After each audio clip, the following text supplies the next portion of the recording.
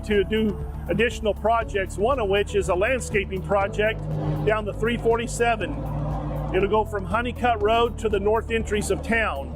This includes trees, landscaping, rock boulders, some metal art deco. There'll be some lighted metal structures all the way down the median. When you pull into the north side of town, we're going to have an impressive monument right in the middle of the road that represents the city of Maricopa, which has been well needed for many years. This project has been years, maybe even the decades in the making, with city council and citizens' requests and responses to increase the beautification of coming into town. We'd like to thank each one of you for the time, effort, energy, and the patience of getting this done. We look forward to having this project completed by the end of the year.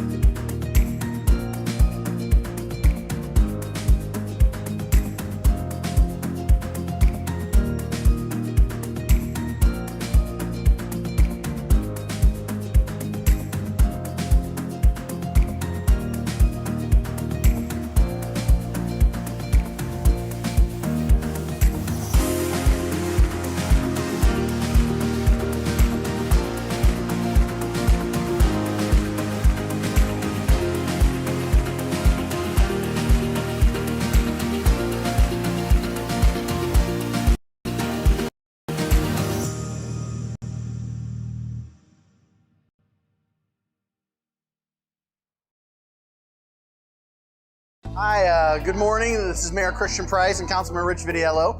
We are here at the grand opening of the new community center, which hosts a wing for the veterans and also a wing for the seniors, so a senior center, as well as a middle area that is a community center where all types of different things can be hosted, or either of those organizations can overflow into it. This is a very exciting day as the seniors have waited long and hard for a dedicated location where they could come and socialize and play cards and do things and have a location that was truly theirs. And so it's a very special day for them and for the veterans and really for the entire city of Maricopa. I just also want to thank the past and present councils, city managers, everybody, mayors. I don't want to leave anybody out, council members, but without all that prior, today wouldn't have happened. And as I said earlier, without our veterans, we wouldn't be here today. And again, God bless you and thank you for getting us to where we are and living in this greatest country in the world. That's right. Thank you. Thank you.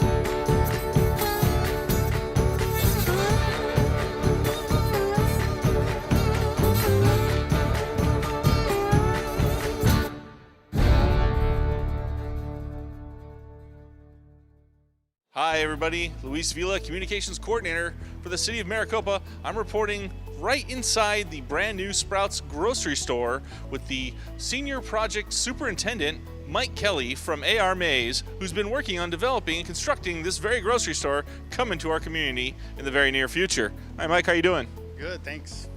Can you tell us a little bit more about the construction process and how everything's gone thus far? It's actually been a real pleasure to work with the City of Maricopa. From the front office to the building inspectors, fire marshal, fire inspectors, it's gone really smoothly. So here in Maricopa, you guys have done a great job and it's been a great project so far. And I know some people may be worried that the shelves are empty right now. So when can we expect the actual groceries and everything to be delivered? The next big step for us here inside the store is going to be to start stocking dry goods. So things are going to start happening real quick. Okay. Final question. Everyone's really wanting to know, when is Sprouts going to be open? Well, I hope you're here the 25th so that you can get your tuna salad. I will definitely be here, and I hope to see all of you here. For all the latest developments and great things happening with the City of Maricopa, please check out what'snewmaricopa.com.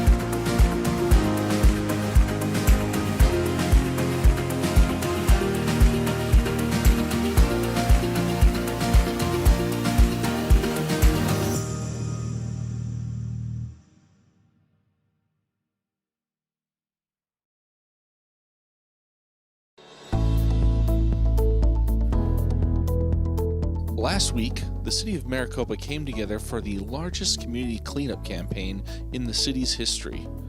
Individuals from all walks of life rallied and walked throughout their community, picking up litter in a vow to keep Maricopa beautiful. We received dozens of emails from groups showcasing their efforts to keep Maricopa beautiful by collecting multiple bags of litter during the 2-hour-only event.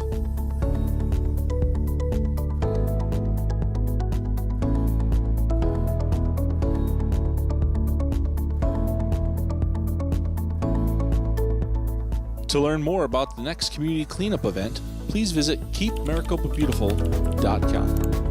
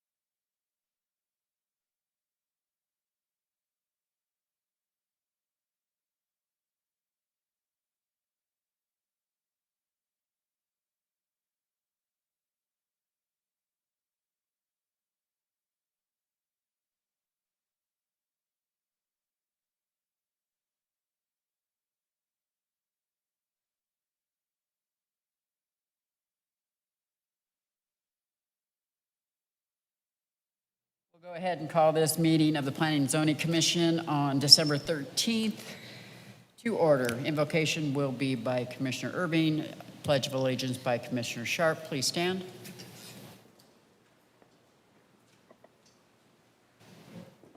Dear Father, thank you again for being you. Thank you for being here, for all your many blessings, and just especially as we go into this wonderful season and just celebrate our Christmas time, our Hanukkah time, our Kwanzaa time. Just continue to be with us and bless us, and we can just, again, thank you for all you do for all of us. We ask this in your name. Pledge allegiance to the flag of the United States of America and to the republic for which it stands, one nation, under God, indivisible, with liberty and justice for all.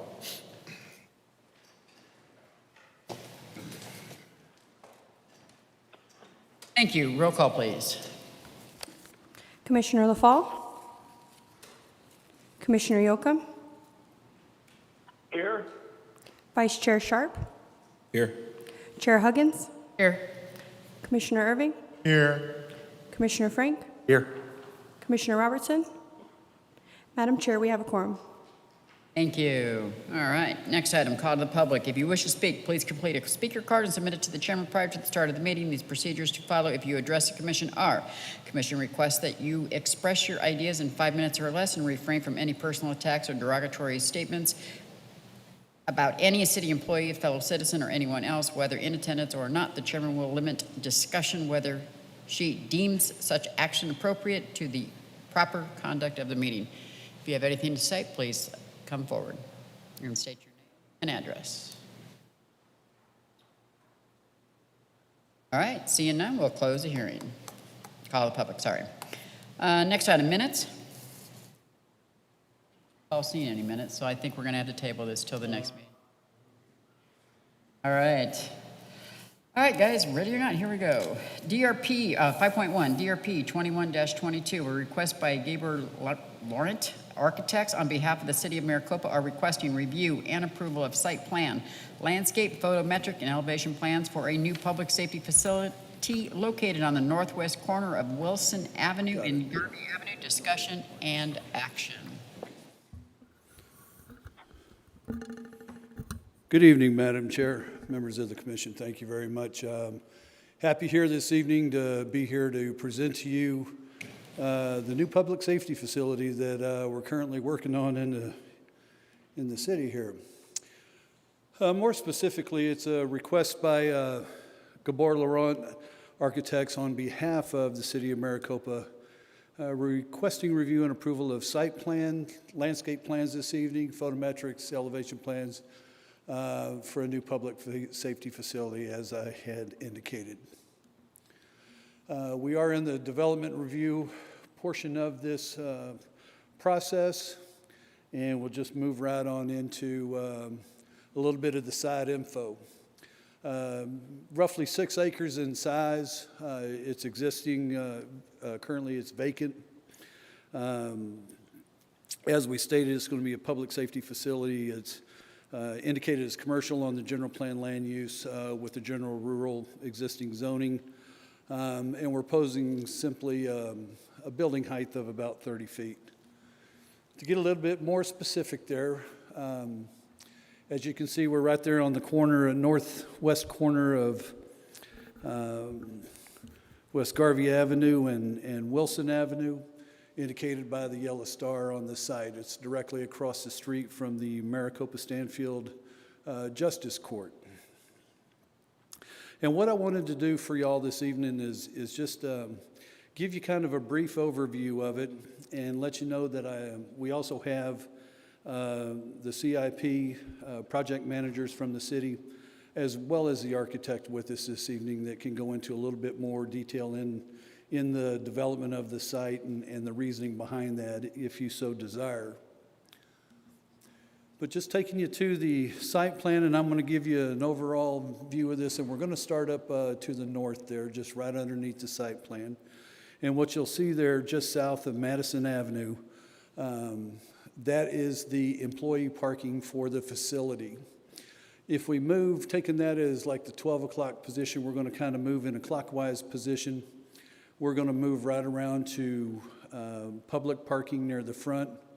There off of Wilson Avenue, the main entrance, right smack dab at about the 3 o'clock position. Winding our way down to the 6 o'clock position, which would be all your police and public safety secure parking at that location. Moving on around to the 7 o'clock position for, that would be the future impound yard for the facility itself. You see a large retention basin up there about the 11 o'clock position. And that also has a future expansion for an indoor firing range in the distant future somewhere down the road. The accompanying landscape plan that comes along with that, without going into every detail in every plant there, what I think you can see is that it's got a lush landscaping for a public facility building. There were a couple of, obviously it had to be functional, but we also wanted it to be attractive, and we wanted to be, really an identifying aspect of the community in that area. And then finally, I just wanted to share some elevations with you. Now, I can't speak much to the interior of it, and I'm happy to say I've never been in one before. But I can tell you that looking at the elevations on this, the architects and the city design teams have done a really nice job. The first thing that jumps out at you is there is a very wide palette of colors. It's got multiple moving facades and roof lines. It's got a nice accumulation of different materials with those colors.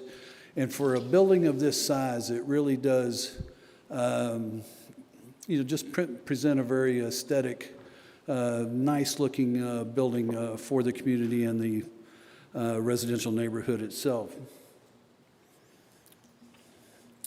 As required per the zoning code, one sign was posted on the property by city staff, and we notified neighbors within 600 feet of the subject site. As of the printing of your report and the conducting of this meeting tonight, we've had no further correspondence regarding the site. Therefore, we find the submittal to be substantially compliant with the City of Maricopa zoning codes, and staff is recommending approval of DR Part 2122, subject to the conditions set in your staff report this evening. Madam Chair, that concludes my presentation. As I stated, the CIP project manager and the architects are here tonight to answer any additional questions that you might have. Thank you. Okay, thank you.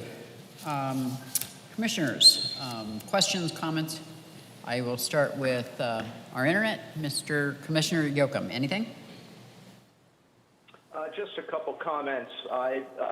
I'm impressed with the entire project. It's badly needed for the rapidly growing city in which we live. It was good to see the security provisions that are being taken.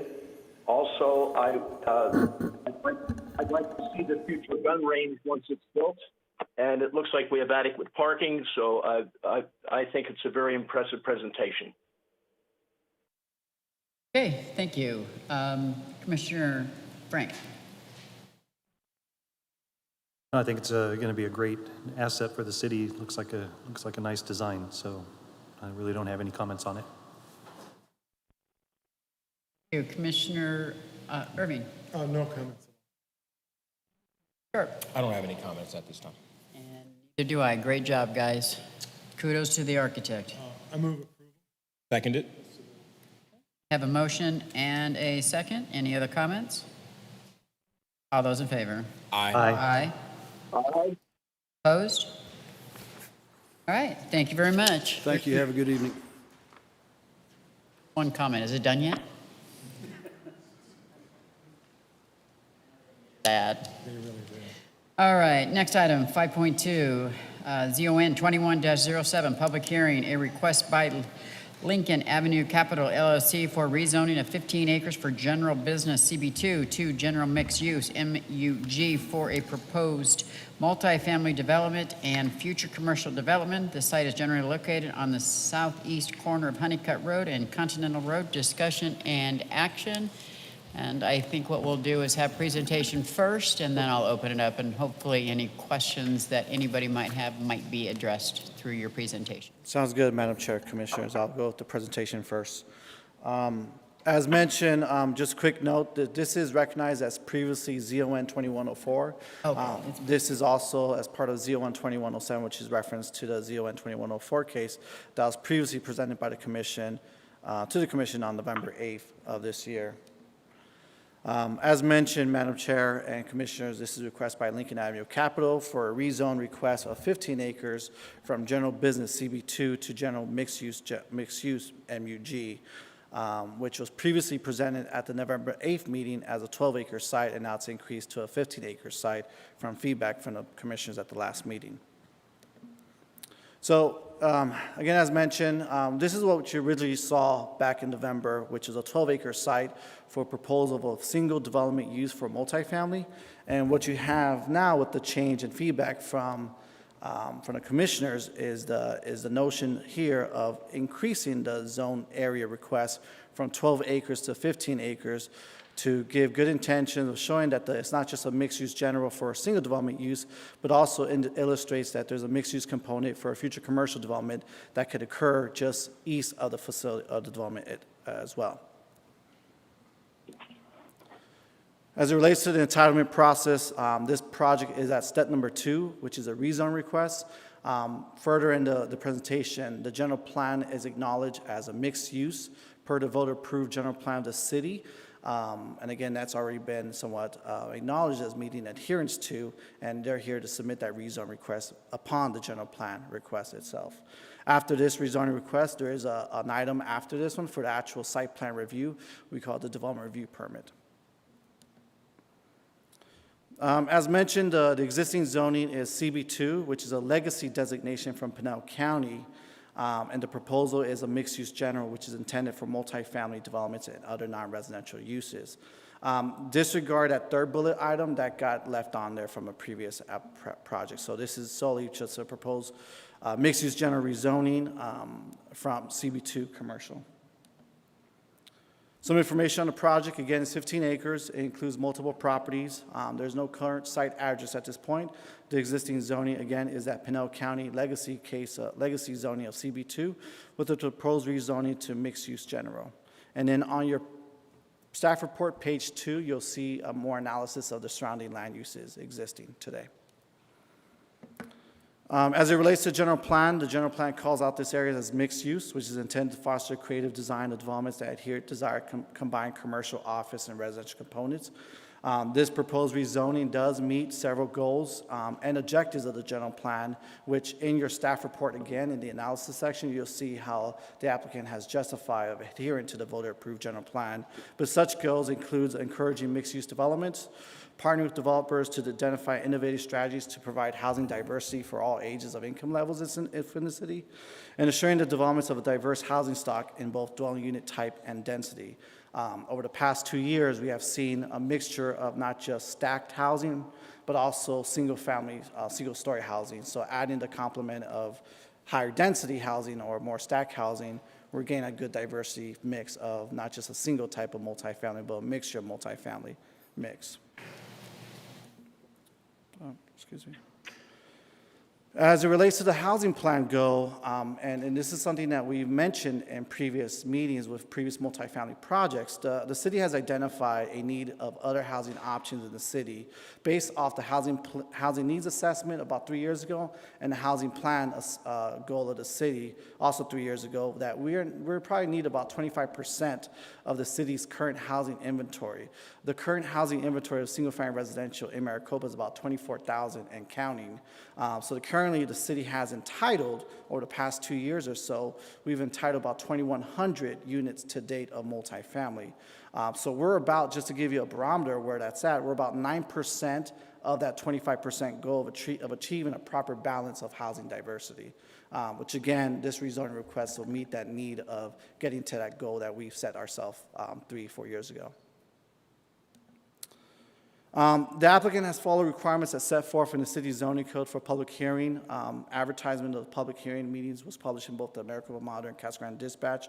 Notification letters were sent out to all property owners within 600 feet of the subject property, and also hosted a neighbor meeting. With that, I want to go ahead and just put it for the record. I have 3 sets of additional public comments that just got received today. So I'm going to go.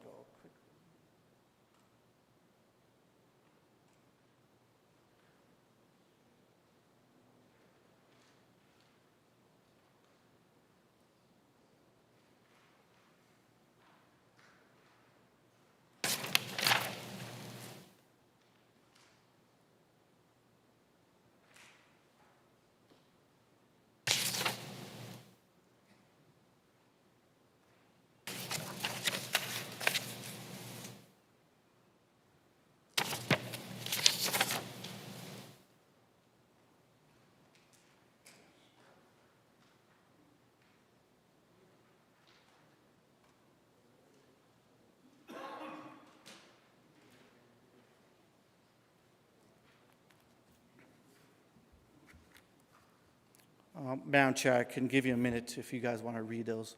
Yes, please.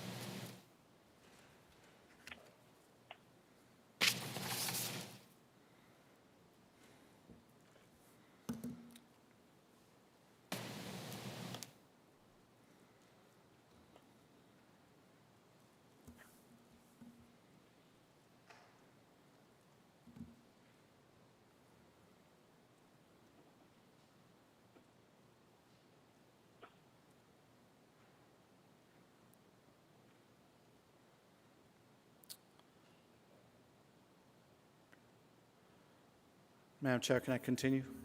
Okay. With the additional comments received, we also, during the actual neighbor meeting, you'll see in the staff report itself a general summary of how that neighbor meeting was held. In addition, I did receive one email comment, generally with just some general questions of what the site, what's the site functions, or how many bedroom units and things like that. Basically, just general oppose of the multifamily request. So these 3 are the only 3 in These 3 and an email document from a resident as well. Just generally just opposed to multifamily being within that area, but had several clarification questions on the operation of the facility. As required by Section 509.14 of the city's zoning code, the Planning and Zoning Commission shall make the following findings in their recommendation to City Council: that the amendment is consistent with the general plan. Any change in its district by boundaries is necessary to achieve the balance and land use desired by the city, consistent with the general plan, and that the amendment will promote the growth in the city in an orderly manner and protect the public health, safety, peace, comfort, general welfare of the city. In your staff report, you can see the analysis of how that's justified from how staff perceived that this does meet the goals and objectives of this criteria itself.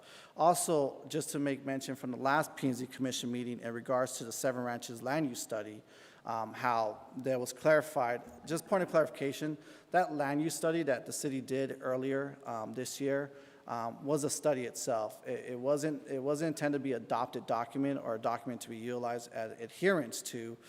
What you're seeing from tonight's presentation is basically adherence based upon the city's voter-approved general plan. While the study did present to the city another perspective of it, I do want to make notion that this particular project was included as part of the visionary of it. So it did include, if you remember that illustrative visionary plan of what the look of Seven Ranches could be, it did acknowledge that this section of Seven Ranches has some type of high density component also associated with a commercial component in that area. But regardless, it's not a study that is somewhat enforceable or binding for any project to adhere to in shape or form. Lastly, if that, staff does recommend approval of zone change request ZON 2107, subject to the conditions of approval stated in the staff report and as amended by the Planning and Zoning Commission. Madam Chair, Commissioners, I do have the applicant here to present if they feel that they need to present any additional information. Okay, they would like to just present some additional information on the request itself. Thank you.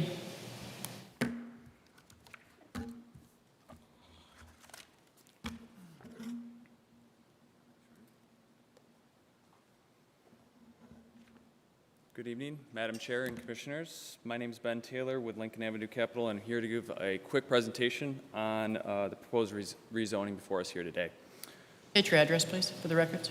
1746 North William Street, Denver, Colorado. Great, thanks. Bet. So we wanted to specifically just address, thank you, some items that were brought up in our last Planning Commission meeting, and hopefully that we addressed your concerns and were responsive to what you were looking for. So feedback we like to cover is we had heard that single use within a mixed use zoning was problematic, as well as neighborhood feedback. So here's an outline of the subject parcel, and since 2016, the City of Maricopa General Plan has had the entire northeast section of the Seven Ranches area guided for mixed use. So mixed use encourages the combination of commercial, office, and residential with pedestrian-oriented development, and high-density residential products, such as apartments, are expected to occur in mixed use. So with the current zoning in place, the entirety of it being commercial along Honeycutt, we would be unable to achieve what is set out in the general plan of providing higher density housing with other uses. So that is why we have amended our proposal and included the additional 2.5 acres along Honeycutt frontage to allow for the multiple and different uses to be developed. As you can see in the plan here, we have the proposed residential, followed with the future mixed-use commercial, future commercial, which is on the hard corner of Honeycutt and White and Parker, and then we'll be providing 2 pedestrian access points that will allow for an integrated and more of a mixed-use field development in the future. The other item that we wanted to talk about was the neighborhood feedback and outreach. So we have just wanted to outline what we have done, and we have held 2 neighborhood meetings, October 20th and November 29th.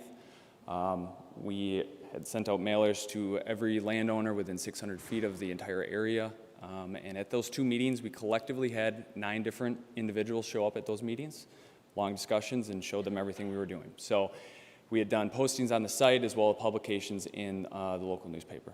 So we have actually received 4 letters of support as well. 3 of those letters were actually from landowners in Seven Ranches that accounted for or represent close to 42 acres of about the 280 in Seven Ranches, so about 15%. So that's really the end of our presentation. We wanted to be quick and short and kind of directly address what we had heard last time at the meeting. We hope that you agree that we've listened to you, that we're trying to appease any concerns and questions that you may have. We're extremely excited for this project and what it can bring to Maricopa. So with that, be happy to answer any future questions or concerns you may have. Okay, thank you. This time we will go ahead and open up to Public hearing. I do not have any speaker cards, but if you do have any questions, or excuse me, comments, we cannot address any questions, but we can point you back to staff. Please come forward. State your name and address, please.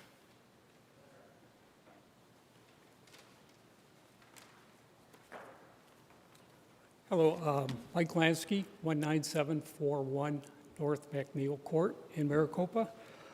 One of the things I did notice, did receive the letter roughly 2 weeks ago, and it states 30 acres. Now I see on the presentation it says 15. So where's the disconnect there? So that's one thing I do have questions concerning about. That's the first time I've seen anything about the difference in total acreage. It clearly states in the letter, if you like to see a copy of what came to the home, stating that. A few other things I would like to say. First off, I find it interesting that the 7 Acres Ranch has been basically underdeveloped for close to 10 years, and the city had no clear visions of this land to benefit the citizens of Maricopa. Lincoln Avenue Capital comes in and wants to purchase 12 acres and build apartments. They come in front of the Planning and Zoning Board and are turned down by the majority of the board last month. They go out and then within 7 days, I received a letter with the proposal to purchase 18 more acres to get the required zoning they need. Since that time, I have not seen or heard of any details of the proposed development of the additional acres. Is it their plan to build the apartments and then turn around and sell the land to another developer? I ask, is this the type of dealings we want in Maricopa? Let's see, does the city want the reputation of Chicago and other cities that they will give the developers what they want and then look the other way and forget about the citizens?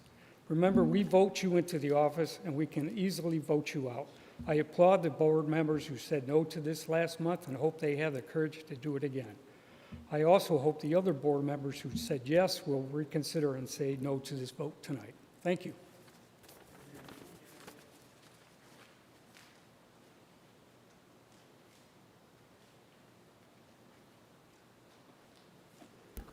Good evening. My name is Cindy Olvey, and my husband and I, Jim, own property at 19263 North Cinder in Maricopa, and we've provided a letter that we hope got to you. We brought it this evening, and I would simply like to read the letter as my public comment.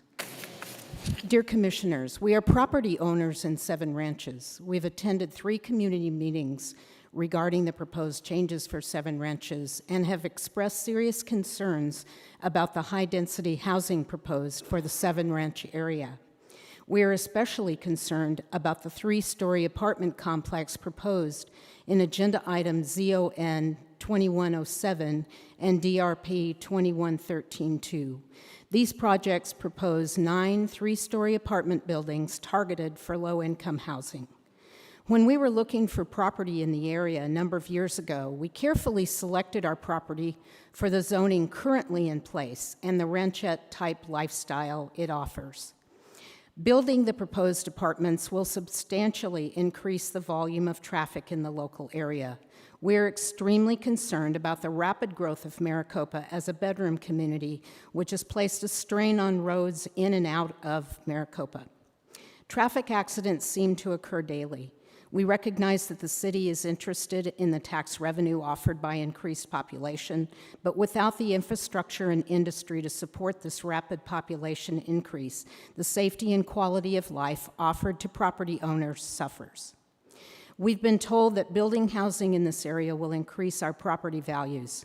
We do not believe high-density, low-income rental housing will increase our property values. In fact, our personal experience has been the opposite.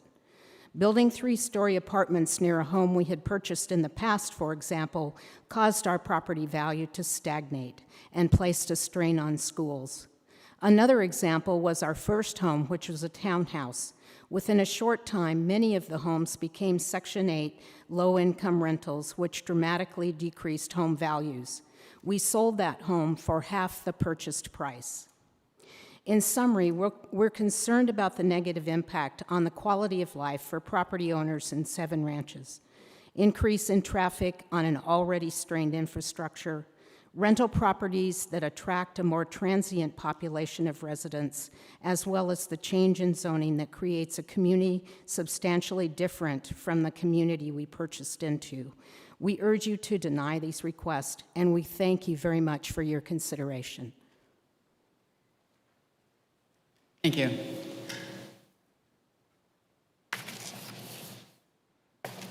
Okay, anybody else?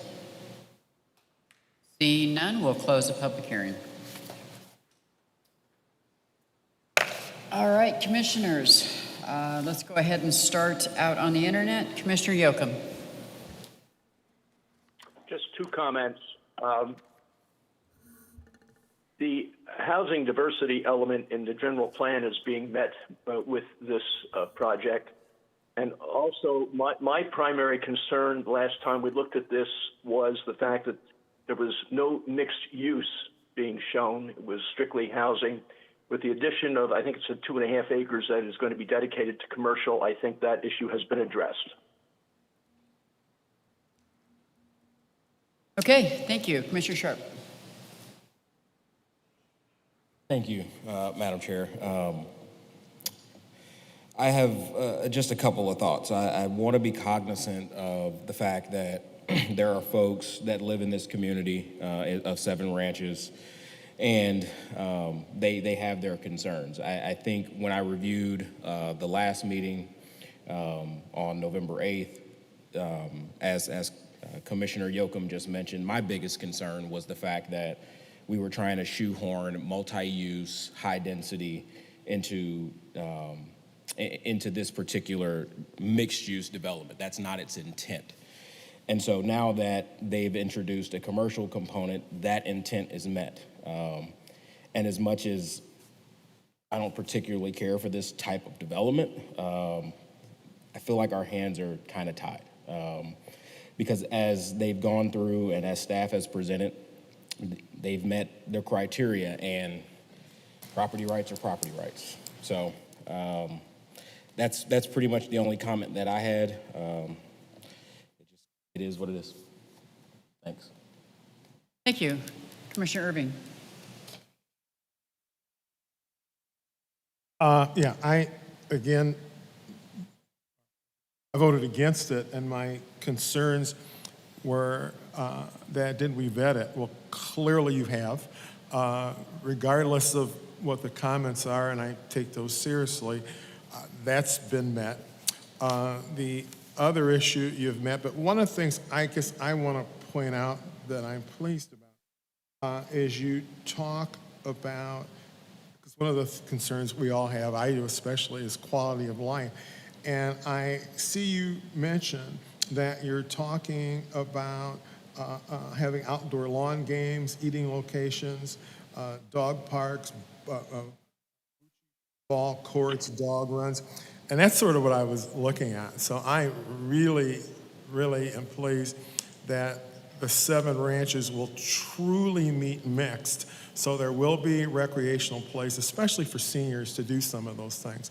You really stress the issue of green spaces. And you know, our church is in that area, and I talked to them, and they saw the benefit. I know there is an issue about housing, especially apartments. And again, having been on that study, we desperately need apartments. And this clearly meets that. I understand the infrastructure issues, and I'm convinced we'll try to meet those. So I understand the concern. This is not low income, it is affordable. There's a difference. So I would clearly support it. I think you did respond to my concerns. And again, vetted. I understand the issue about growth. I understand the issue about how that's splitting our city. But I think one of the things that we do need to address just in hearings, not hearings, that's not a good word, with people, as I grew up and lived in a bedroom community. There's something wrong with that, but that's one of the things I think the city needs to stress with people. What are we going to be when we grow up? So you've met all the concerns I had. Thank you. Commissioner Frank? Yeah, Rudy, could you go back to the site plan?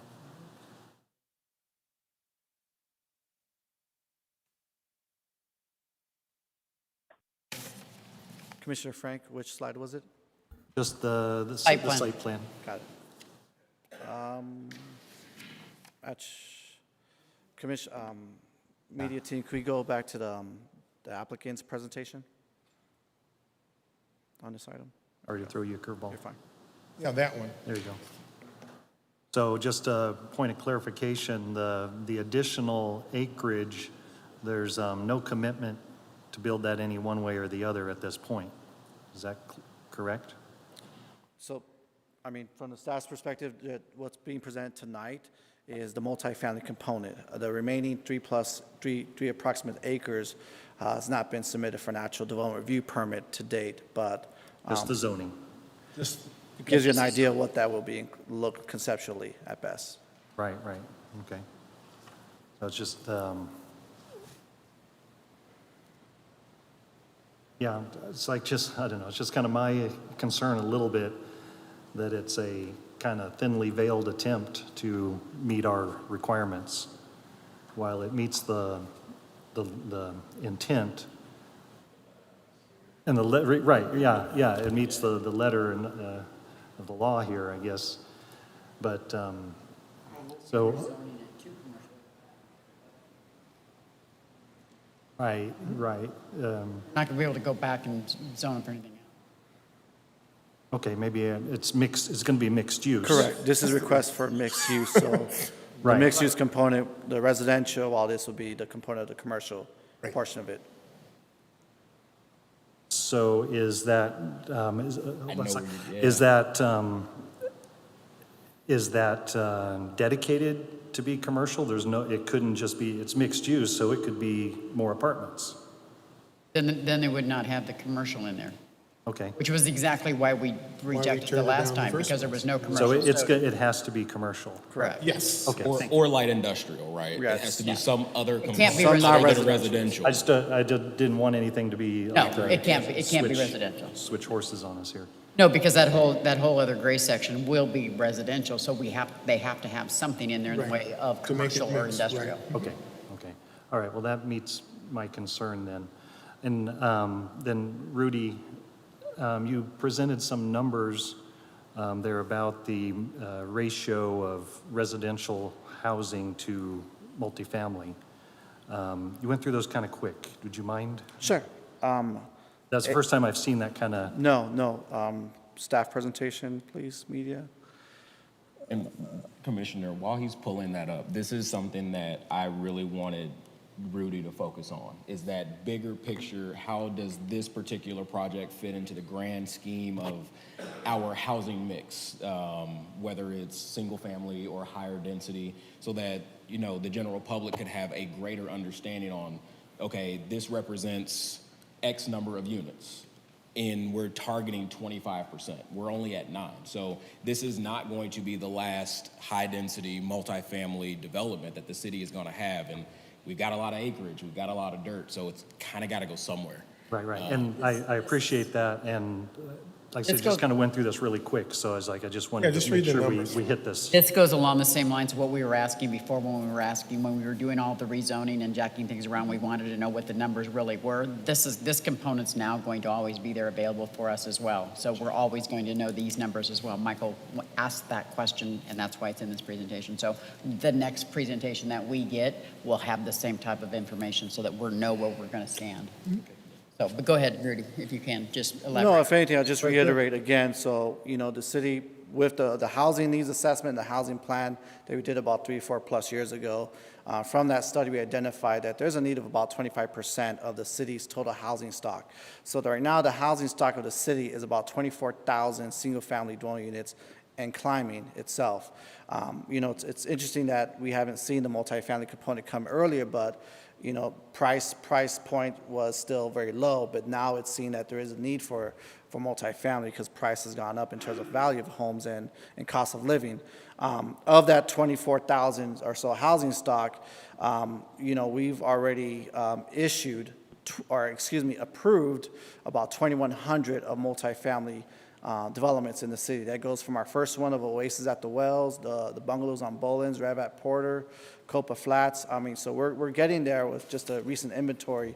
The Oasis at the Wells obviously is already built. The Rev at the bungalows on Bolin is under construction over there on Bolin and John Wayne Parkway. And the other ones are starting their entitlement process, but in reality, we have about 2,100 entitled. Of that 2,100 ratio of our current housing stock, we're about 9% of that 25% goal of achieving of a diversity of housing diversity of our overall total housing dwelling units itself. So it paints a picture of where we're at, of where we still need to go to meet that true diversity of housing itself. I think basically a quarter of our dwelling units needs to be some type of multifamily component. And I think it's interesting to note too that our first multifamily housing, they were sold out immediately. Correct. Before they ever broke ground. I've heard people talk about where they can get in line to get these. So clearly, the need is there from the citizens of the community. It's a tough balance, right? It's something that I remember the housing needs assessment that we performed back in 2015, 2016. And at that time, the city was clamoring for multifamily housing. I mean, we just had entirely too much single family residential, and we were begging developers to come in. And it was tough. And I remember saying and remarking at the time that it's gonna be the first one in the pool. The first one in the pool is gonna set off a chain reaction, and now magically, once that first one was seen as successful, we're seeing more and more of them. So we do have to be judicious as a body to make sure that they meet our standards, they meet the type of development standards that we're looking for as a city. I mean, we've rejected some to just say that doesn't really fit the city of Maricopa. But again, I'll go back to this particular project and say they meet the mixed use criteria that we had set out for. They're in an area that is looking to experience some growth and development. And while I am super sensitive to the folks of Seven Ranches, I remember some of the Seven Ranch studies that we've done, and I'm desperately trying to see that area come to fruition. I'm at the point where, I think this is a good direction. So with that said, I move to approve. Nope. I'll go ahead. It's up to you. You Go ahead, she doesn't need to speak. No, I know, but she may say something that triggers me to say, nah, no thanks. Go for it.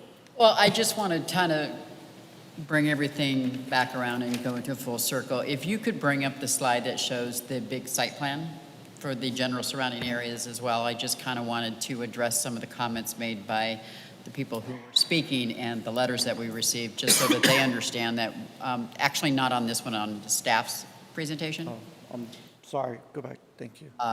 That we are listening and we are hearing, even though we get them handed to us 2 minutes before the presentation.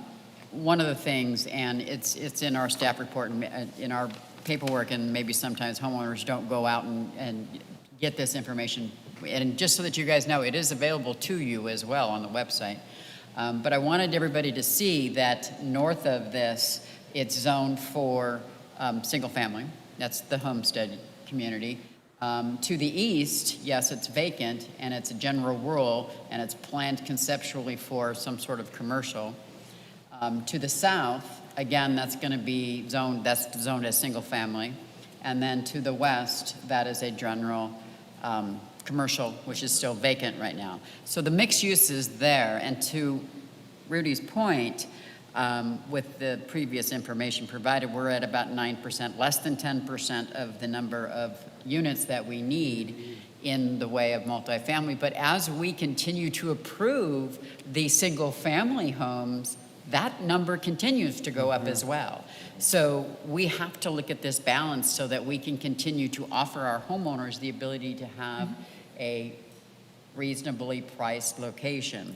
Again, I'm going to say it, and I'm going to keep preaching this. Even our school teachers would qualify for Section 8 housing. That's how bad it is. Not Section 8. I'm sorry, low-income housing. Sorry. Not public housing. Right, exactly. And the last point I wanted to make is, yes, we understand the infrastructure of the roads, the comings and the goings of the 347. I think we all suffer that, everybody here in the Maricopa. But we can't control that as much as we'd like to, and as much as we do have input. Again, that's up to the state and ADOT. So there are plans for that. We have the east-west corridor that's going to be come to fruition here very shortly. But to everybody's point, I think that they've addressed what they've needed to address with us, and we're kind of at a position where I don't think that we have any legal right to say no at this point. That being said, if you want to make that motion, I'm done speaking. I'll make a motion to approve ZON 21-07 as presented by city staff. For a second. A second. All right, I have a motion and a second, and thank you for letting me speak. Any other comments? All those in favor? Aye. Aye. I think that was an aye. I heard an aye. All right. All those opposed? Or any opposed? So moved. Thank you guys for addressing our concerns. All right, 5.3, DRP 21-13-2, a request by Lincoln Avenue Capital LLC for review and approval of site plan, landscape, photometric, and elevation plans for 228 residential multifamily units within 9 three-story buildings generally located on the southeast corner of Honeycutt Road and Continental Road. Discussion and action. Madam Chair, Commissioners, this is the same request. Now it's the actual site plan itself for the 3-story, 228 residential multifamily units. As mentioned, on the corner of Honeycutt Road and Continental. Again, it's the site acres about 15 acres, now has the existing zoning of general mixed use with a maximum building height of 40 feet. The caveat with this one is that there's a total parking requirement of 550, but under our parking reduction of the city sustainable development incentive ordinance, there is a reduction of up to a maximum of 20%, and they're providing 495, which is a 10% reduction, not the full 20%, just using 10% reduction of that code ordinance of the cities. Subject site location, again, the southeast corner of Continental Boulevard and Honeycutt Road. And now we're at part number 3 of the development stage process, which is a site plan review or development review permit process. This is the site plan itself. The site will be accessed off of Continental Boulevard on the west side and Honeycutt Road on the north. And also to illustrate previously on the rezoning, the future connectivity that can integrate with the future commercial to the east. The circle greens are the pedestrian connectivity points that will again achieve what we're trying to achieve, a pedestrian oriented type development of having easily accessible pedestrian portions to a commercial area. As required per zoning code, one sign posting was posted on the property by city staff. Notification letters went out to the property owners within 600 feet. And the public comments that were received in regards to the previous rezoning requests, not specifically of the site design itself, but again, more the land use itself. So no other further comments were submitted regarding the subject matter. In accordance to the zoning code, the decision-making body shall evaluate the proposed development conforms to the overall design guidelines criteria, which is the design of the project, how the environment is for the occupants, visitors, and the general community of the kind of feel of the facility. Colors, materials, and landscaping are internally consistent and fully integrated with one another, and that the development is compatible with the neighboring development, this is starting to establish that existing type of development out there. And also, we're seeing a visually interesting built environment. We do recommend that the submittal items of DRP 2113 is substantially compliant with the zoning code. We do recommend approval subject to conditions set in the staff report. The applicant does have more information on the elevation design and site functions, so I'm going to go ahead and have them present the remaining information on the project itself.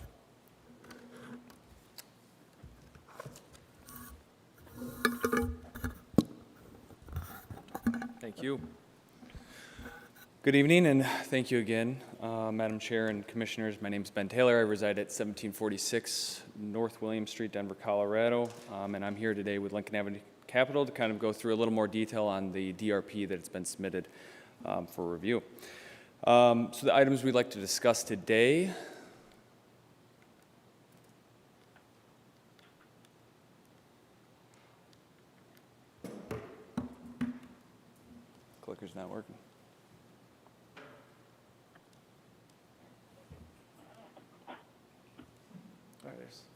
There we go.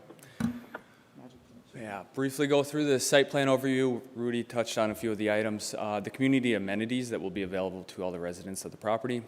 Our clubhouse plan, as well as the unit mix, and then some building elevations, and then answering any questions, addressing any concerns that you may have. There we go. So here's a colored site plan that we have put together here for you. You know, as Rudy mentioned, it includes 9 apartment buildings with 228 units. It does have a standalone clubhouse. You'll see the blue circle in there. That's where the pool and amenity area, or call it the North Amenity Spaces. The clubhouse is directly south of that. We will have 2 separate outdoor amenity spaces, one the previously mentioned pool area, as well as there's a southern courtyard in between the buildings on the south side of the parcel there that I'll show more in detail in a little bit. There will be pedestrian sidewalks surrounding and throughout the property, as well as the connection points to the future commercial development. And there will be a substantial amount of covered parking available to the residents. And one of the items that I think we're most proud about is that the majority of those carports will actually be solar photovoltaic, and they will be offsetting 50 to 60% of the electric demand of the property. So to dive into the amenity spaces, on the north side adjacent to the clubhouse, we have a pool area, lounge area with a gazebo. We have grill stations, a gated area adjacent for a children's play area and playgrounds. We'll have a yoga studio and fitness too that are going to be included in more of the wrapped clubhouse that we'll see in a second here. On the southern side of the amenity space, kind of tucked in between all the buildings, there's a large grass area we wanted to include that would allow for numerous amount of activities, soccer, football, whatever you have it. We have another dining area and gazebo with grill stations, and then another gym, actually. So we'll have 2 playgrounds on both sides of the property so that residents don't have to cross too many roads to get where they want to go. And we'll also be providing a dog run on the southeast corner of the property for the residents to use for their pets. Here's a outline of what the clubhouse looks like. So if you can envision, the pool area is kind of located in the top, in the left, the top left, I guess.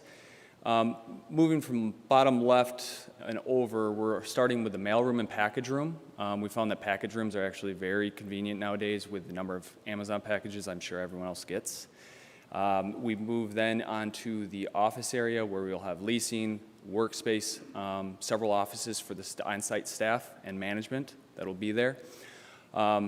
It's a very unique design where there will be a breezeway, so it's an unconditioned space in between the leasing office and what we have is the club room. The club room will have fireplace, lounge seating, game area, shuffleboard, a pool.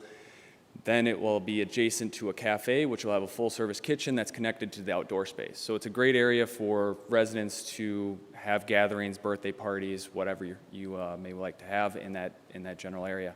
We also have a dedicated maintenance spot for the on-site maintenance that will be there full-time, followed with the yoga and fitness, which will all be indoor.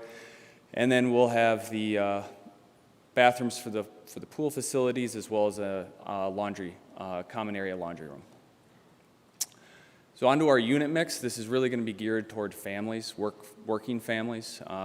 We have 36 one-bedrooms, but we have 84 2- and 3-bedroom units, and we also have 24 4-bedroom units. You know, we think that the unit design here in terms of square footage is very generous, and we also believe that a lot of the working families will think that the rent is very attainable as well for them. Moving on to the elevations.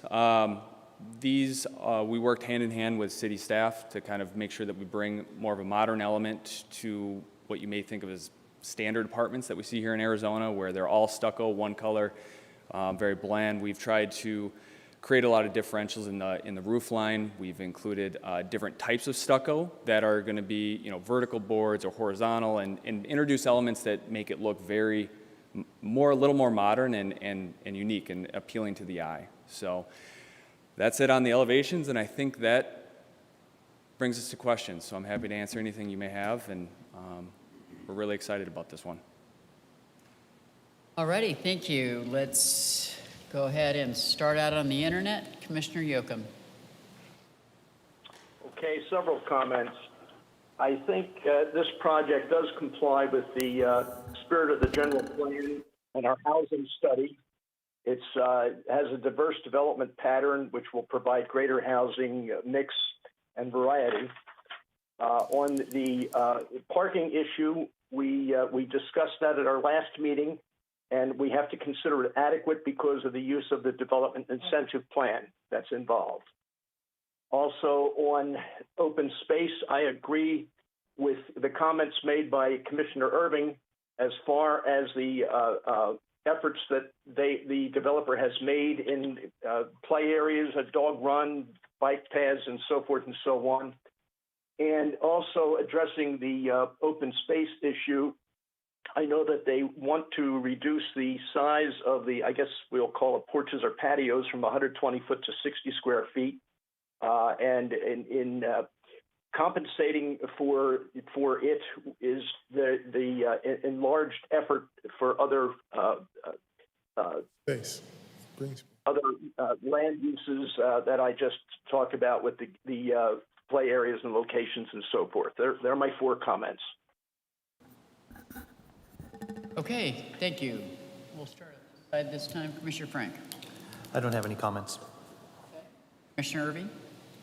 Yeah, just to, could you talk about, because it's come up before, why we require 120 square feet when it seems like nobody else does? I was just, because I agree with cutting it down to 60, because when most groups, that's all it is. I mean, I was just wondering, so people don't have to keep asking for waivers. Sure, no. Obviously, our zoning code has a set standard in place.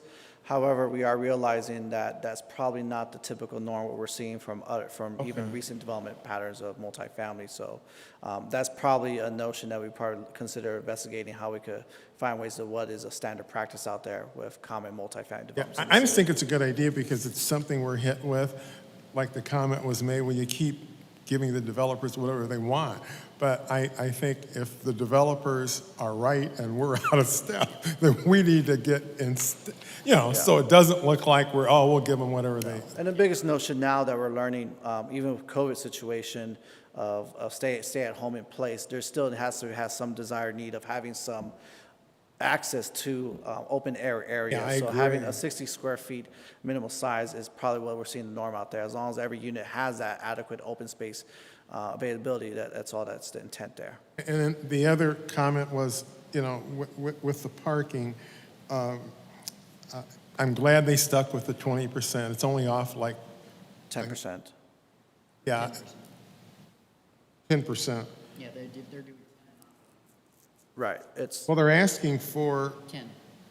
Yeah, it's 550 is being. They're asking for a drop of 110 spaces. No, currently right now what I have on the site plan, and correct me if I'm wrong, the proposed provided parking is 555, 495, but what's required, what's 550? This says, I'm all for it. Okay. I'm just saying, back to the numbers, this says 5, whatever.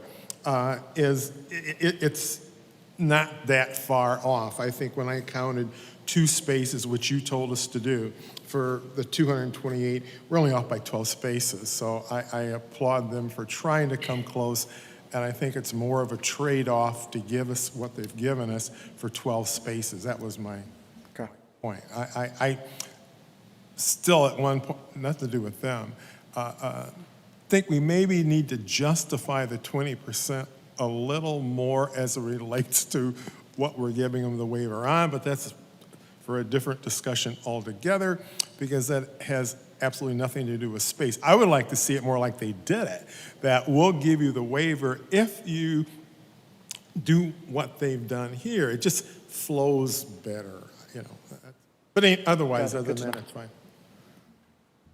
Thank you. Commissioner Sharp. I appreciate the commentary on the parking. It sounds like this is something that was previously discussed, so I apologize if I missed that. But can you discuss briefly the sustainable measures taken to justify the parking?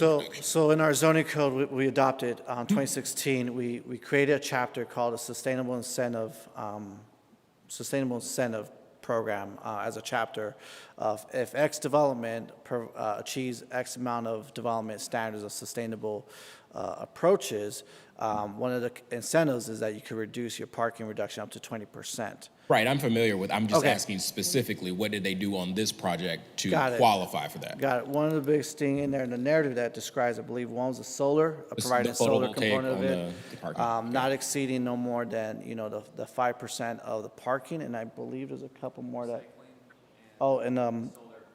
increasing the refuse container to also include a recycled container component, not just a refuse container, so.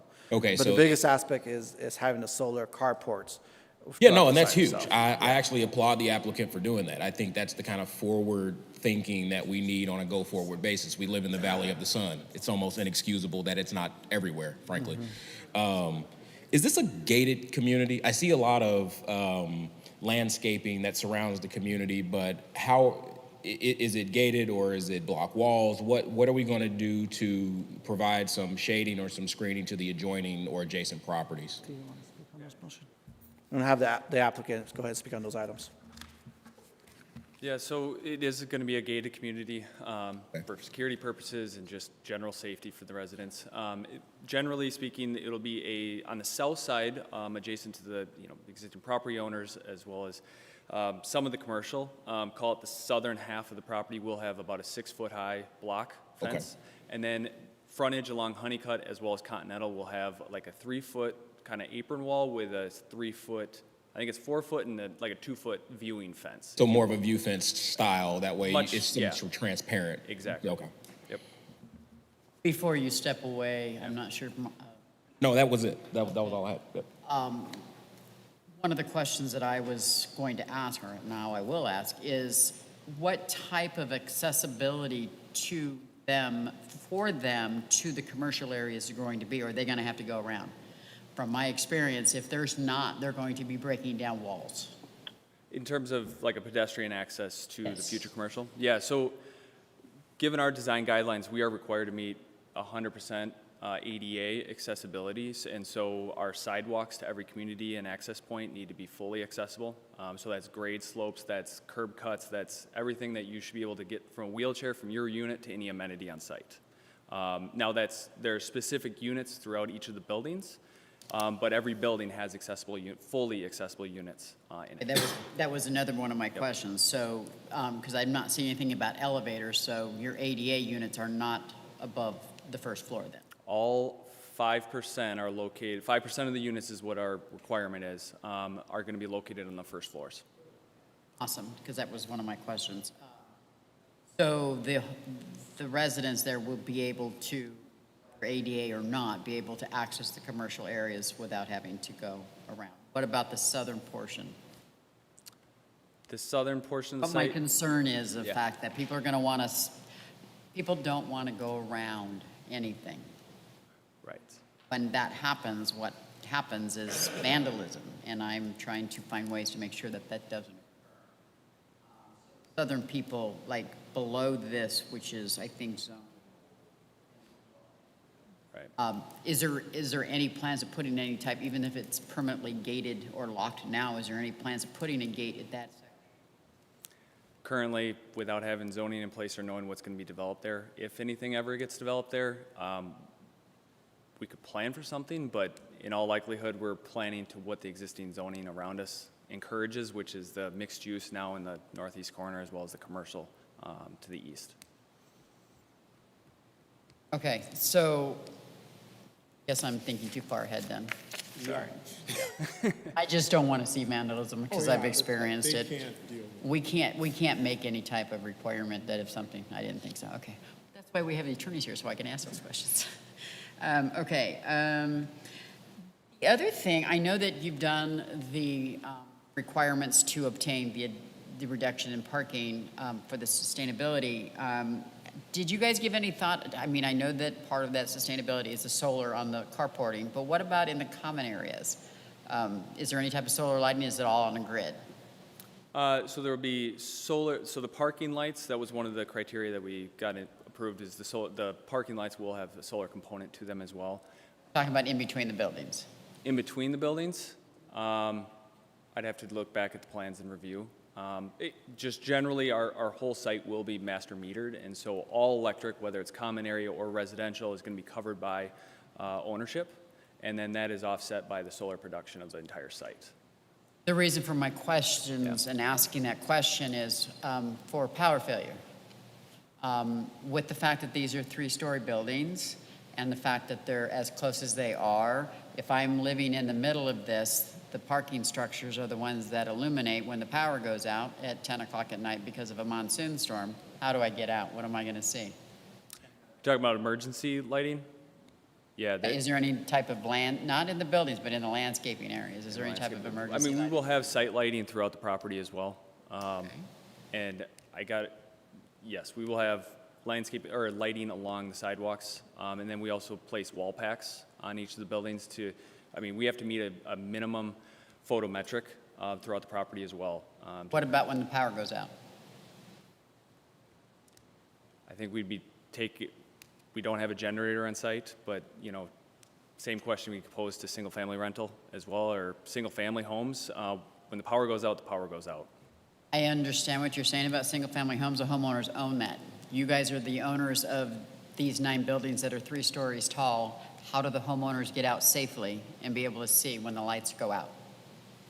That's what There's emergency lighting that is located on sites that's, I think, required per building code. Okay. But beyond that, I think I can't answer that without looking further into it. I think we're stuck with our code, so I'm not sure if there's anything in our code requirements, but to the extent they've complied with the code, I don't think we can ask for much more. Okay. That's kind of where I was going with this. That's one of the things that we need to look at in our multifamily design. And I'm kind of using it as a catalyst to make sure that that is addressed. I've stated before in the past, and I'm going to continue to state it until we get something written in the code, because I'm concerned about these residents when they, especially if, I get the fact that they're, on the first floor, the handicapped people are on the first floor, but are they going to be safe traversing through the complex in a wheelchair when there's no lighting? Because at 10 o'clock at night, the power's gone out. I understand that, the gates will automatically open. That's a fail-safe. I get it. But how do we get them out safely? That's one of my concerns. Yeah, Madam Chair, Commissioners, just a point of clarification, as Tina mentioned, it's not a code requirement of the city, but we do acknowledge that it has been brought up before.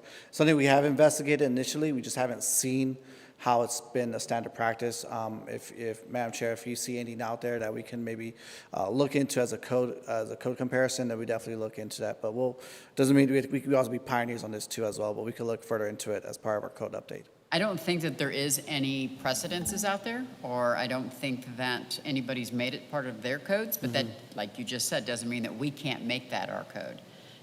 We want to be the forerunners. We want to take the lead and be the as you just said, pioneers of this. So why would we not want to think about our residents? We are on the starting line, so to speak, of multifamilies. I think that this is definitely something that needs to be addressed in the multifamily site codes, which then we would have the ability to say, well, no, we need to see this at our residents. Will do. At that point, I think that's all I had. Yeah, that's all I had.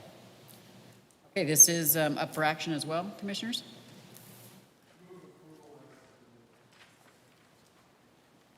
Second? Second. All right, we do have a motion and a second. Any other comments? All those in favor? Aye. Aye. Aye. Opposed? So moved. Thank you. Sorry if I beat you up. All right, 5.4, PAD 21-09, public hearing, a request by Tiffany and Bosco, PA, on behalf of Lennar to create an Anderson Farms planned area development, PAD, including the creation of development land use plan, permitted uses and developmental standards for Anderson Farms, a multi-mixed use master plan community. The property is generally located on the northwest corner of Murphy Road and Farrell. Discussion and action. Good evening, Madam Chair, Commissioners. So a request by Tiffany and Bosco, PA, on behalf of Kernet Rankin of Maricopa Hartman LLP. This is for the creation of the Anderson Farms Planned Area Development, also known as a PAD, including the development land use plan, permitted uses, and development standards for Anderson Farms. It's a planned mixed-use master plan community. So the development process starts with the general plan. In this case, the general plan designates this area as master plan community already. It's actually surrounded by PADs virtually on all sides as we speak. This is the step 2, which is the rezoning step. The applicant is asking for that PAD designation for the rezone.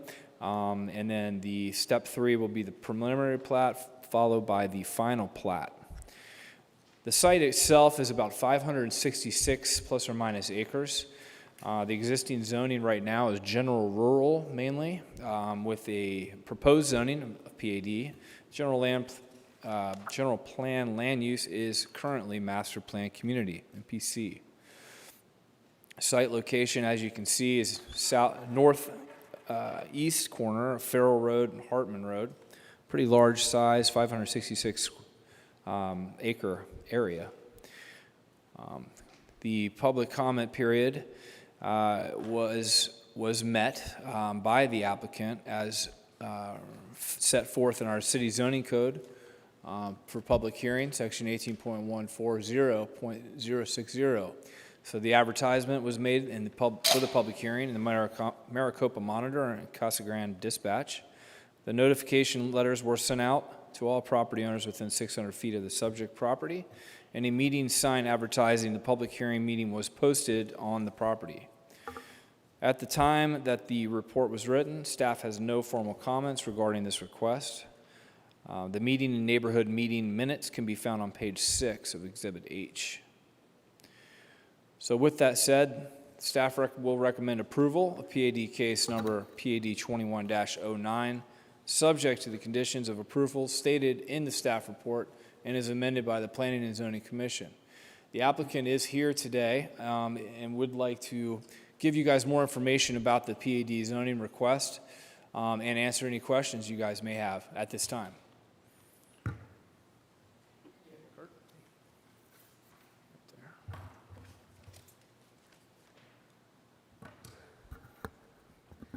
Madam Chairman, members of the Planning Commission, Kurt Jones with Tiffany and Bosco. We're at 2525 East Camelback Road in Phoenix, 85016. Happy to be here this evening representing Mr. Todd Scoro and the Lennar Homes, looking to build on the Anderson Farms property. Staff went through the property location. We were meeting the city's general plan with regards to its land use designation as a master plan community and the mixed use and commercial areas. Zoning right now is general rural.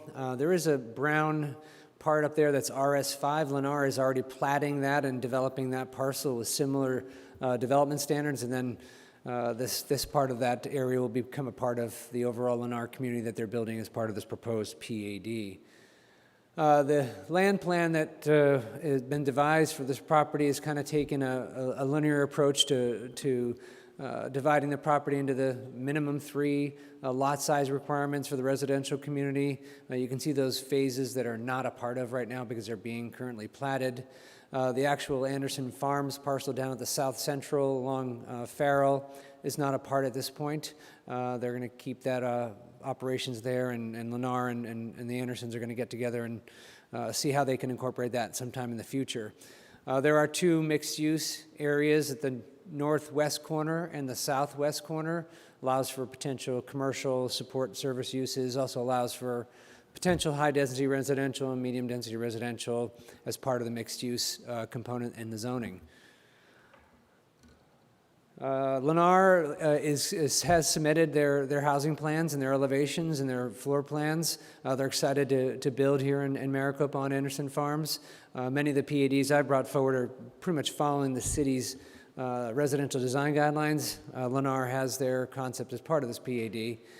They're incorporating even a motor court concept, and the elevations are shown here on this graphic. And further graphics just showing all their elevations. Your full packet has all the elevations and floor plans in them. I'm happy to have a discussion on those if you have any. We have some commercial design guidelines. I think the overall goal of this PAD is to keep the agrarian style and history on the property. a little less of what's surrounding it with the other PADs that have more of a, they got a little curvilinear design to their land plans. We're going to keep it more simple and keep the agrarian history of the site. And these are some of the commercial design guidelines we've included as part of the PAD packet. Some more design character here. This is sort of the main entrance area on the top of this graphic, showing you, again, that agrarian theme with the fencing, the silo, and the use of stone. And then these components in these photos are giving you a good snapshot of what they're proposing for their great park area in the middle of the property and some of the amenity areas and how they're going to incorporate that agrarian theme. This is the walls and fence plan and the colors and materials proposed as part of this land plan. Again, it has a minimum 10-acre central park in the center of the PAD. And again, 3 sort of main pedestrian paseos going north-south to feed the residential subdivisions south and north of that main road to the main park. And then obviously these other north-south lines in this drawing are sidewalks and other pedestrian connections as part of the residential developments. This shows you those 3 main pedestrian paseos in red. Again, those will be standalone pedestrian green areas and green belts that lead through pocket parks to the central and southern portions of the site, and then the sidewalk components and the enhanced sidewalks in the blue. With that, I'd be happy to answer any questions. We did have our open house. There were a couple of attendees. I don't see them here, but we talked to them about the proposal and have not heard from them since that meeting. Thank you. Thank you. All right. Keeping in standard, we'll go out to the internet. Commissioner Yoakum. Okay. This is one of the more impressive presentation packages I've seen since I've sat on this commission. My plaudits to the folks who put it together. 4 comments. Open space plan. I think it's outstanding. I take a look at the laundry list of different things that they are providing. Resort-style pool, dog park, farm-themed top lot, and then the list goes on. Mixed use. We certainly comply with the mixed use aspect. It was mentioned in the presentation that the northwest and southwest corners are going to be commercial, and also there's potential for high density with residential and commercial. The floodplain issue has been adequately addressed from what I can see, and access and street design, we're talking about the attention that we're going to need on Hartman, Murphy, Boland, and Farrell Roads. I thought that was a very interesting discussion. There are my comments. Chair, public hearing. I just wanted to make sure you remembered we had a public hearing. Oh, thank you for the reminder. Appreciate that. That's what I was going to say. All right. Sorry about that. I'm actually pretty excited about this one too, so I got ahead of myself. Let's go ahead and open up the public hearing on this at 7:18. Anybody wishing to make any comments, please approach the podium. No movement. We will go ahead and close. Thank you for keeping me on track. We'll start on this side this time. Commissioner Sharp. As I'm looking at the Central Park plan, is there a east-west connection on the northern half and southern half? I think there's one along the southern half that goes east-west, but I didn't see anything that cuts across going east-west across the northern half of the overall development. Is that correct? Madam Chairman, Commissioner Sharp, what would be used to access on an east-west along the north side of the park would be the detached sidewalk along the main road through the center of the site. And then you could take, if you were, where it says park on the plan and you were to grab that sidewalk on the south side of the road and walk west, you get to the sidewalk that on the north-south street, or you can go over to the Paseo, on the left-hand side of the screen, which is the red line north-south. You'd have to cross the street at the park to get to the north-south Paseo, which is the center red line. Okay, I just, the scale of this is pretty big. You're talking certain parcels that, looking at this, I don't think I see anything smaller than about 20 acres. And so I'm just thinking, if someone were walking in the community and they wanted to go east-west in this kind of center quadrant, how would they go about doing that without causing destruction or cutting through or anything like that? It was just a curiosity more than anything. I definitely see how you've cut it in half, but just didn't know if there was anything on this northern portion of the property that would allow someone to go east-west without having to come down to the center collector road. Frankly, that's a pretty long walk. That's not something that you're not going to walk that on a daily basis unless you live near that collector. Correct. And so you're talking on the north side of the green line. Correct. If you were to walk east-west halfway down through the project, is what you're saying. Absolutely. And So if you go back to the park plan, everything is running north-south, Yes. right? So how do I get from that number 3 on the left side to the number 2 on the right side? If you're just kind of walking through the community, this is going to be a master plan community, so. Good evening. My name is Todd Scoro. I'm with Lennar. My address is 1665 West Alameda Drive in Tempe for your records. To answer your question, so the center, the bisecting line in the midpoint is actually a collector road. So to answer your question about pedestrian connectivity in the northern half as well as the southern half, excuse me, people will still be able to traverse east and west through neighborhoods, through landscape tracks and stuff like that. What we've done, though, is that the collector road in the middle of the community is what we're really trying to do is draw people down so that, for example, if they live up in the northern half, we want them to cross as few public streets as possible to get to tot lots, to get to the main park, to get to the southern half of the community. But what's nice about that, though, is those are the dominant north-south pedestrian corridors. We do have east-west corridors, but they're not really highlighted in this bubble plan, unfortunately. But there will be that cross-connectivity from east to west. That's going to be through... through the neighborhoods themselves. Would that be on landscaped Yes, ma'am. walking paths or just collector roads? No, it would be landscaped. I'm no design expert, but I'm looking at this 48.26 acres located in the north, I think that would be northeast portion of the property. Yes. It looks, I wouldn't want to live over there. It looks pretty far from the nearest park or nearest tot lot. So what could be done about that to integrate that into the overall park scheme that you got going there? So they have actually really good access to the two number 2 squares, the green squares, in that quadrant as well. Okay. And you're saying that as you develop and as you develop street plans and things like that, then you'll begin to integrate connectivity to be able to get from a point within that particular track to the nearest, correct, either tot lot or a large or medium-sized park, things correct. like that. Okay. And it won't require a map or anything. Our vision for this is to be a very neo-traditional, old-fashioned style neighborhood. Very straight, short block lengths, straight streets, neighbors know neighbors, lots of corner tracks, lots of open space, a lot of connectivity at the end of the streets so that people know exactly where they can go, and not so much curvilinear where if little Billy goes down that road, he's going to have to take a circuitous route to go see Jimmy. Okay. And we're not looking at plats yet. No, I was just curious because if they've laid this out, it just looked vacant in this photo. Right. Okay. If you're familiar with Morrison Ranch up in Gilbert, we emulated this a little bit after that. Okay.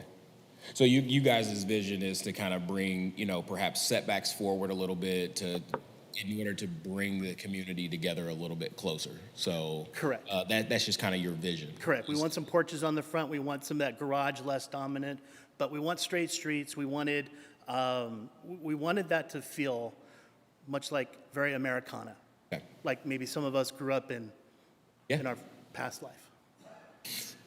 Well, no, I like it. I think we need more of that. We are an agrarian style community. Indeed. It is kind of the fit and finish and heritage of Maricopa. So the fact that we're able to introduce things like that, this reminds me of something like Agritopia out in. It's that same close, yes, kind of let's bring it all together kind of mindset. So I like it. Thank you. We spent a lot of time collaborating with Mr. Anderson on paying homage to the farmer here. Yep.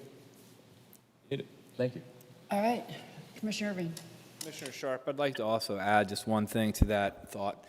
When this comes back in for preliminary plat review, Staff will be verifying that there is those east-west connections, and then the commission will also be seeing this again during the preliminary plat stage.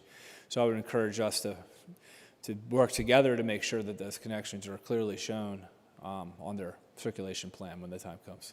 You just brought something to my attention. I do apologize to the rest of the commission.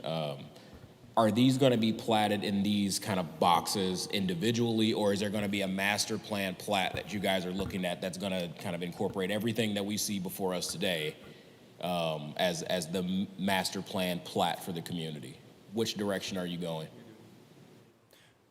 So the applicant just informed me that they're going to be platted individually.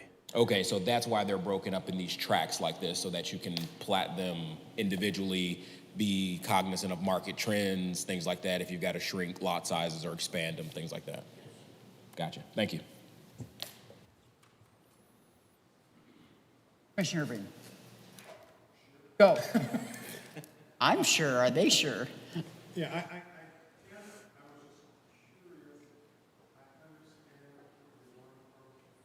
farm effect. Right across the street on Murphy and Farrell are going to be 2,500 high school kids. You know, to take that into effect as far as the flow, it's just a area there when there are games and stuff like that. I was just curious, you know, that how that factored into all that, because you may want to go after that effect, but they're high school kids.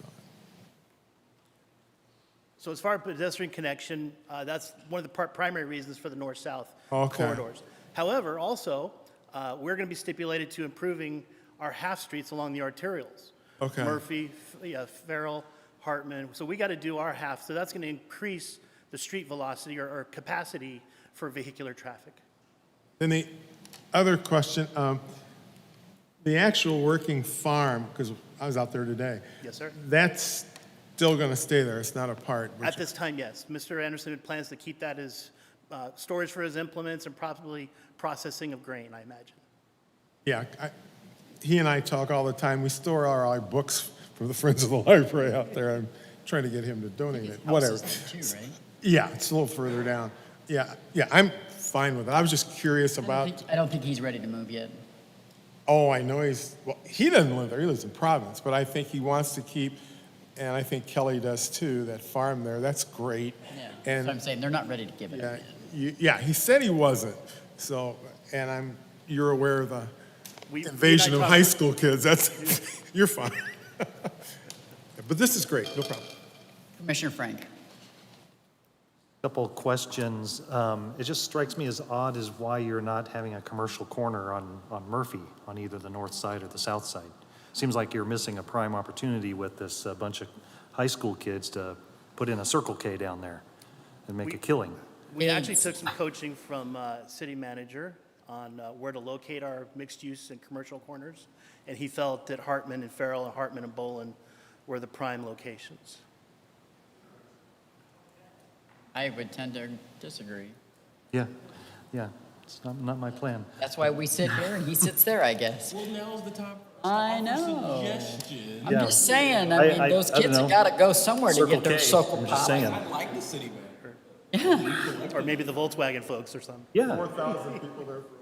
Yeah, I'm thinking that, you know, the candy bars and sodas would be making a killing somewhere. And Madam Chairman and Commissioner Frank, I think if, you know, our phasing plan has that as probably our second or last phase, you may see an amendment at some time in the future to address that issue. I don't know if you but get right much now of a pushback from us on that one. I would. That's right. Yeah, right. One more thought or question. It was mentioned that the floodplain had been addressed. I must have missed that. Can you elaborate? We've identified where the flood zone is. We will be pursuing a CLOMR, a conditional letter of map revision, to elevate it out of the flood zone. Okay, so they're going to bring. Where's the water going to go? So it's actually going to circulate down the southern boundary along Farrell. Okay. That's if we come up with a regional drainage solution, which we're currently in process with City Engineer Eduardo. If it doesn't, the current design is that it would traverse around the perimeter of the project up to Bolin and Hartman where its historical outfall is. Okay, thank you. Thank you. Since you guys are there, and I know this is probably out of order right now, but I'm just curious because of the comments you were making about wanting to maintain straight roads, especially with the high school being there, and a lot of high schoolers like to drive. They drive fast. Straight roads cause problems because they don't like to slow down. But only if they're long. That's why we have short block lengths. Okay. And we figured that would put an end to that quickly. Okay. This is the first time you've been here. I'm from the HOA side of the world. Yes, ma'am. And I know that that's a big issue, as well as the width of the streets. Yes, ma'am. And parking is one of, as you know, this commission's biggest beefs. And my biggest beef is the fact of if you have two vehicles parked on each side of the street, it's going to be hard to traverse a fire truck. I know that they say that it's vetted and everything else like that, but we just need to make sure. I've been pushing for one side of the street to be no parking to ensure that that's always an issue. So I know that's a topic that we can't talk about right now, but that's kind of my put on that. I will tell you, I want to thank you as a developer of this property for adhering to the history of this area. I know that's important to all of us, is to maintain the history of Maricopa and to keep it alive. And I think Mr. Anderson likes that idea as well, which is why I think he's with you guys and working through this. And I'd just like to commend you on this type of design because it looks great and I'm excited to see it get done. And I'm going to say the same thing that I said before. Are you done yet? Because I'd like to see this happen. With that being said, this is action.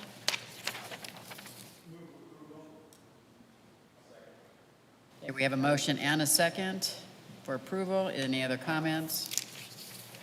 All those in favor? Aye. Aye. Opposed? So moved. Thank you, guys. Look forward to seeing the plats on that. All right, 5.5, TAX 21-02. City of Maricopa staff will present initial proposal of minor changes to the city subdivision and zoning code. Discussion only.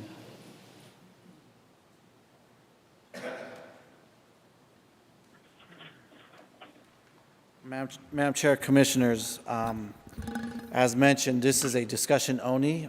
This is just to kind of kick off a annual text amendment to our city zoning code. As last time we did a minor code update. It's been a long time since that first time since we did that code update, but we want to kind of keep it consistent on an annual basis. If we see anything that needs to be modified, we're keeping a laundry list every year to make some code changes at the end of the year. So what you have in front of you, if you refer to your staff report has listed several major sections of the code that includes the subdivision code, the preliminary plat approval. We added some language in there about 3 years ago in terms of the number of how long a plat can be extended, and the number of extensions wasn't really addressed, but we want to go ahead and just put in there a maximum cap of how many times a pre-plat can be extended. Residential districts, as Michael alluded earlier, our zoning code has one of the districts that has a higher density for a mixed multifamily is a mixed-use general. While our other zoning district, which is specifically designed for high-density residential, has a lower density count of about 20 units to the acre.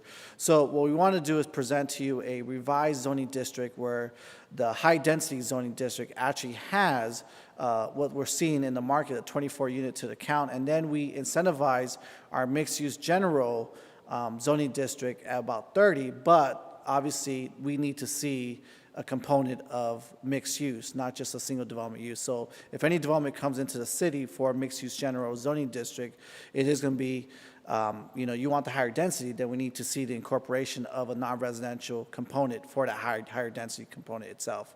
So you'll see the switch out there to make it a little bit, not transparent, but a little bit easier to work with developers on that. The industrial districts, it has been slightly mentioned that we are trying to at least entice an industrial area of the city. We're trying to entice the Maricopa, Cascade Highway, White and Parker general area along the the pellet mill, the ethanol plant, as a large industrial triangle. One thing that we're seeing is that we're lacking in height exceptions within that industrial area. So we're going to be presenting to you a height exception limit for industrial areas to kind of garner any type of industry type of facilities in that, because they're looking at height limits of up to 80 plus high to meet their general needs. So this will kind of give it these development opportunities to have industry in Maricopa. Also in there, you'll see a couple changes regarding to outdoor storage. Over the past couple years, we have seen outdoor storage come our way as developments, and that's the RV storage, things like that. What's interesting is that we actually require a special permit for that. We have seen other cities kind of go, it's 50-50, whether you require a special permit or it's given by right. But we're seeing the need that we want to make this a little bit more easier for where if it has the right zoning district, then it can be by right as given. But we're adding additional development standards when it comes to outdoor storage itself in terms of screening parameters. Also, just minor touch-ups to the site landscaping for residential or commercial areas. And then lastly, our biggest update is the sign code. Most recently, or not, excuse me, not most recently, but about five plus years ago, there was a court case in the town of Gilbert versus Reed in terms of what's considered a content neutral or content neutrality in terms of freedom of speech. So the sign code, a lot of sign codes of the cities across the U.S. have been updated to reflect a content neutral type of sign code versus sign codes that are very content driven. Our code currently has content driven type of standards where we have specific signage standards based on specific business types. We need to be more content neutral to meet general court case law of just monument sign, wall sign, temporary sign, these are the regulations, and not be specific based on what the business is itself. So that's just maybe just clean that effort there on that front itself.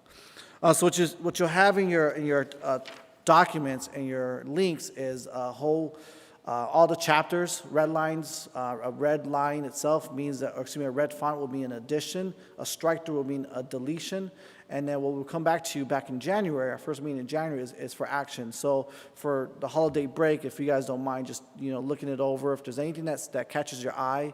I know Commissioner LaFalle made mention about public advertising, about maybe increasing our size parameter when it comes to posting cities signage on properties for public outreach.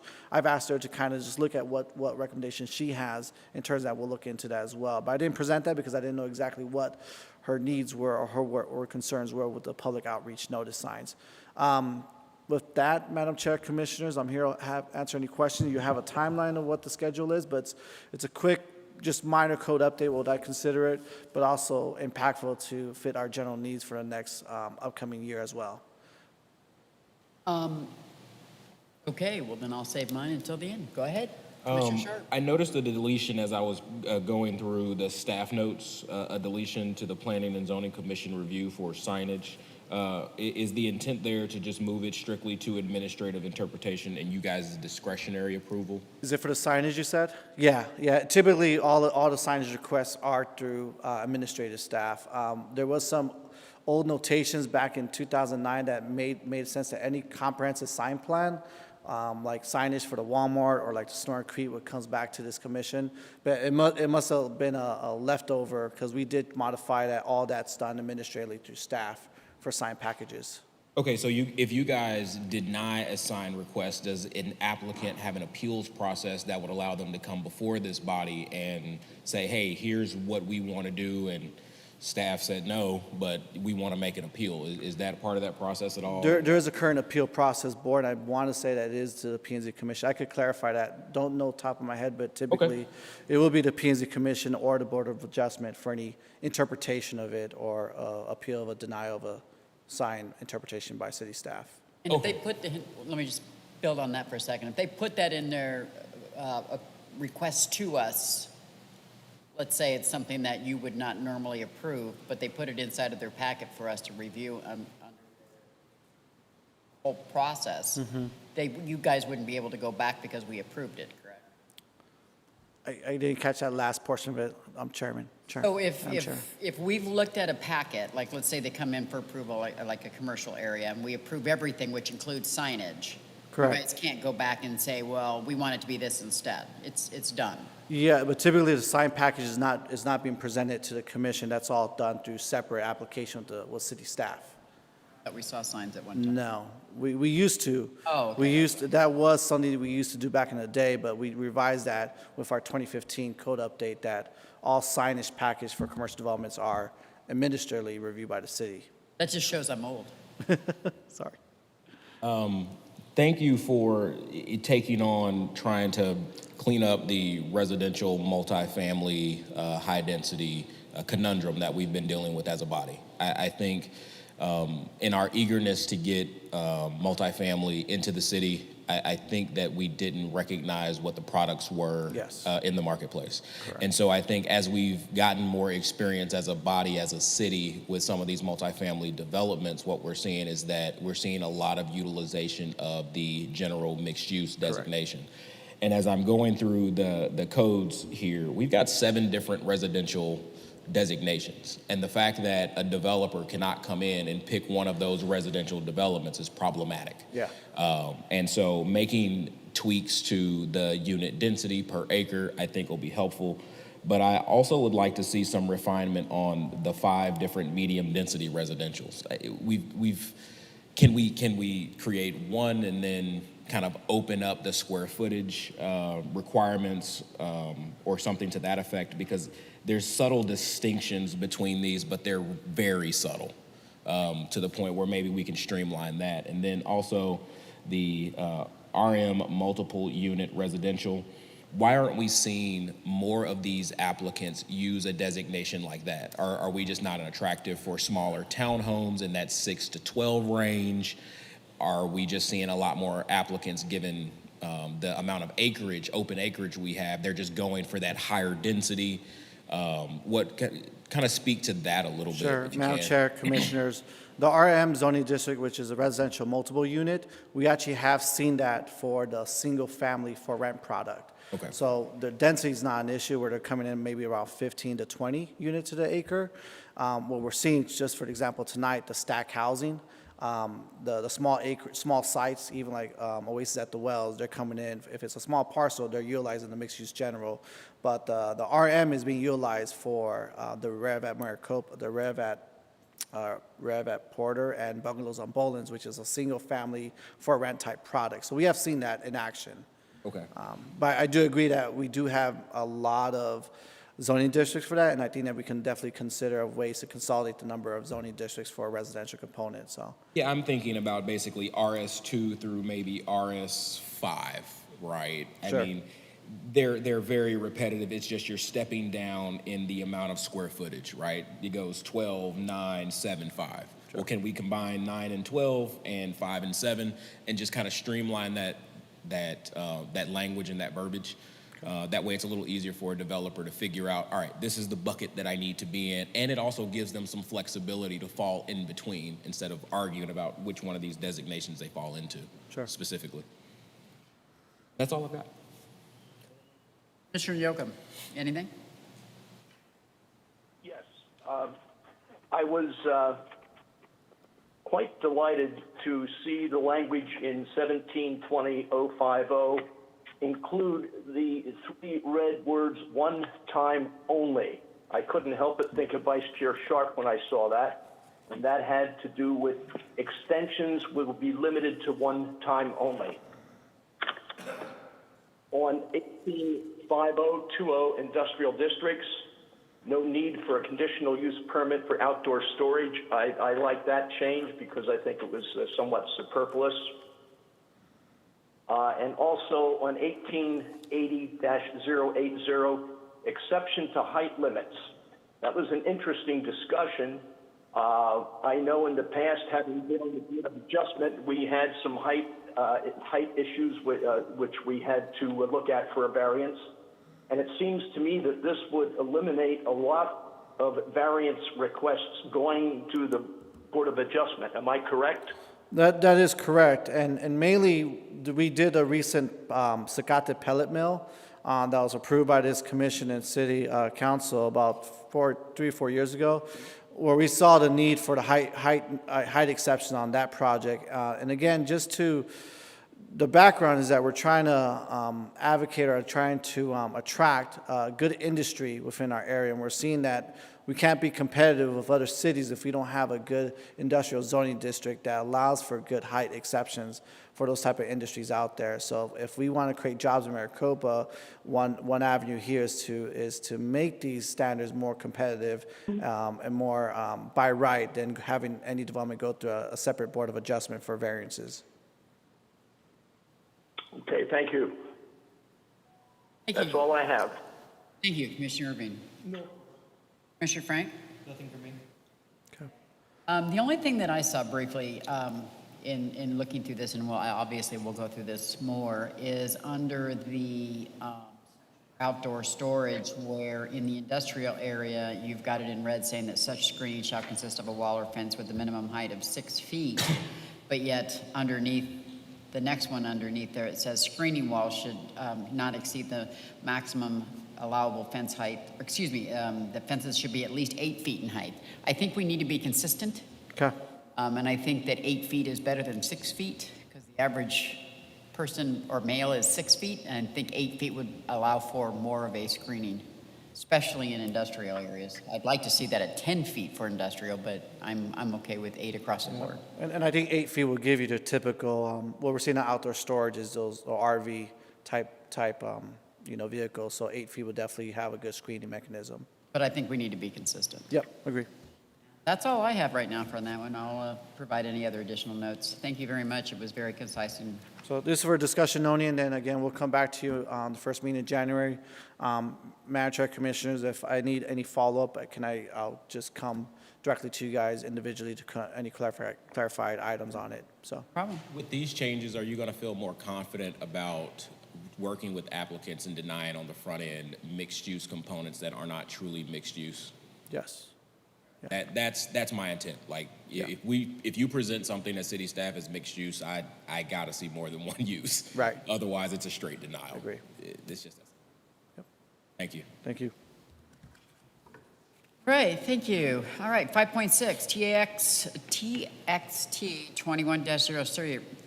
Wow, it's late.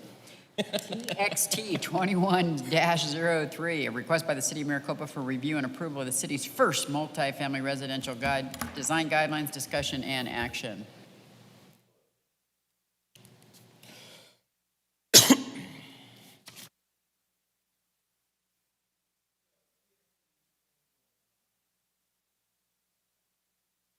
Not on.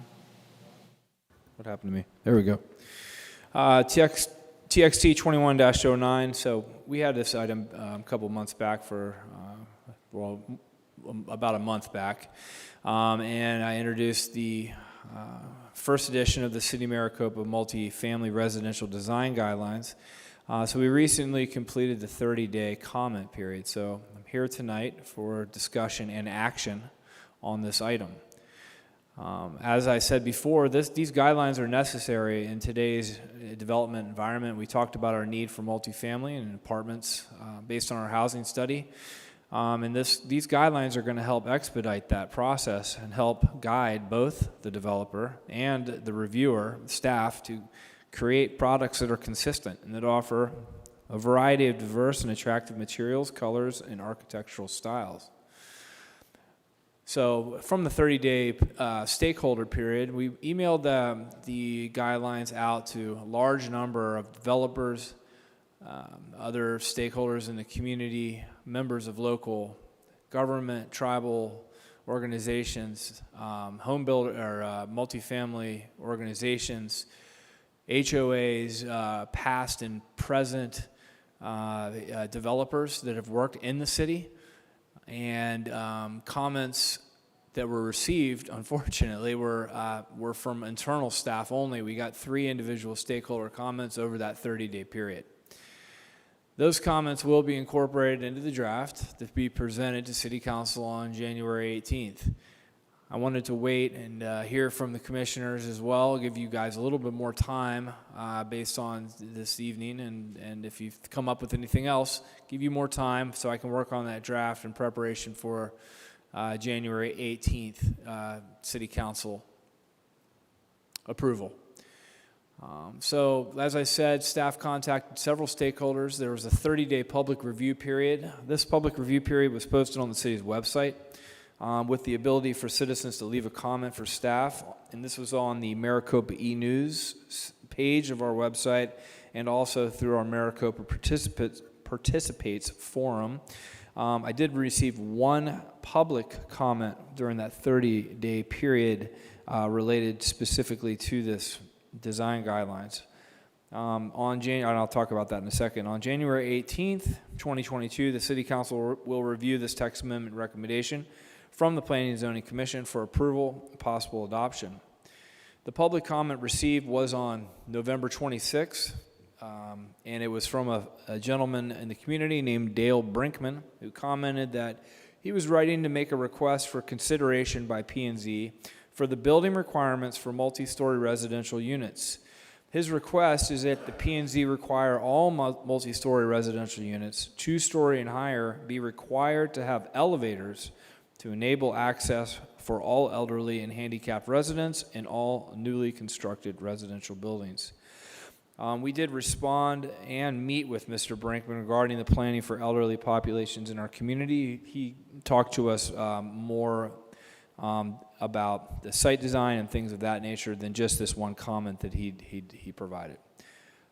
He has been encouraged to become more active with public hearings and things like that, to come to the hearings and speak about his ideas for helping us plan for the elderly, specifically with the upcoming projects in the multifamily realm.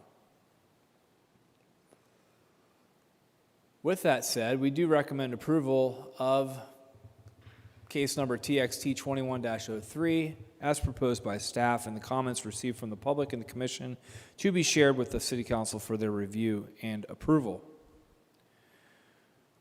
Questions, comments based on the guidelines that were sent to you guys, or anything else that I can help answer at this time? All right, thank you. As in everything else tonight, we're going to go out to the internet first. Commissioner Yoakum. No comments. All right, thank you. Commissioner Sherrill. Thank you, Madam Chair.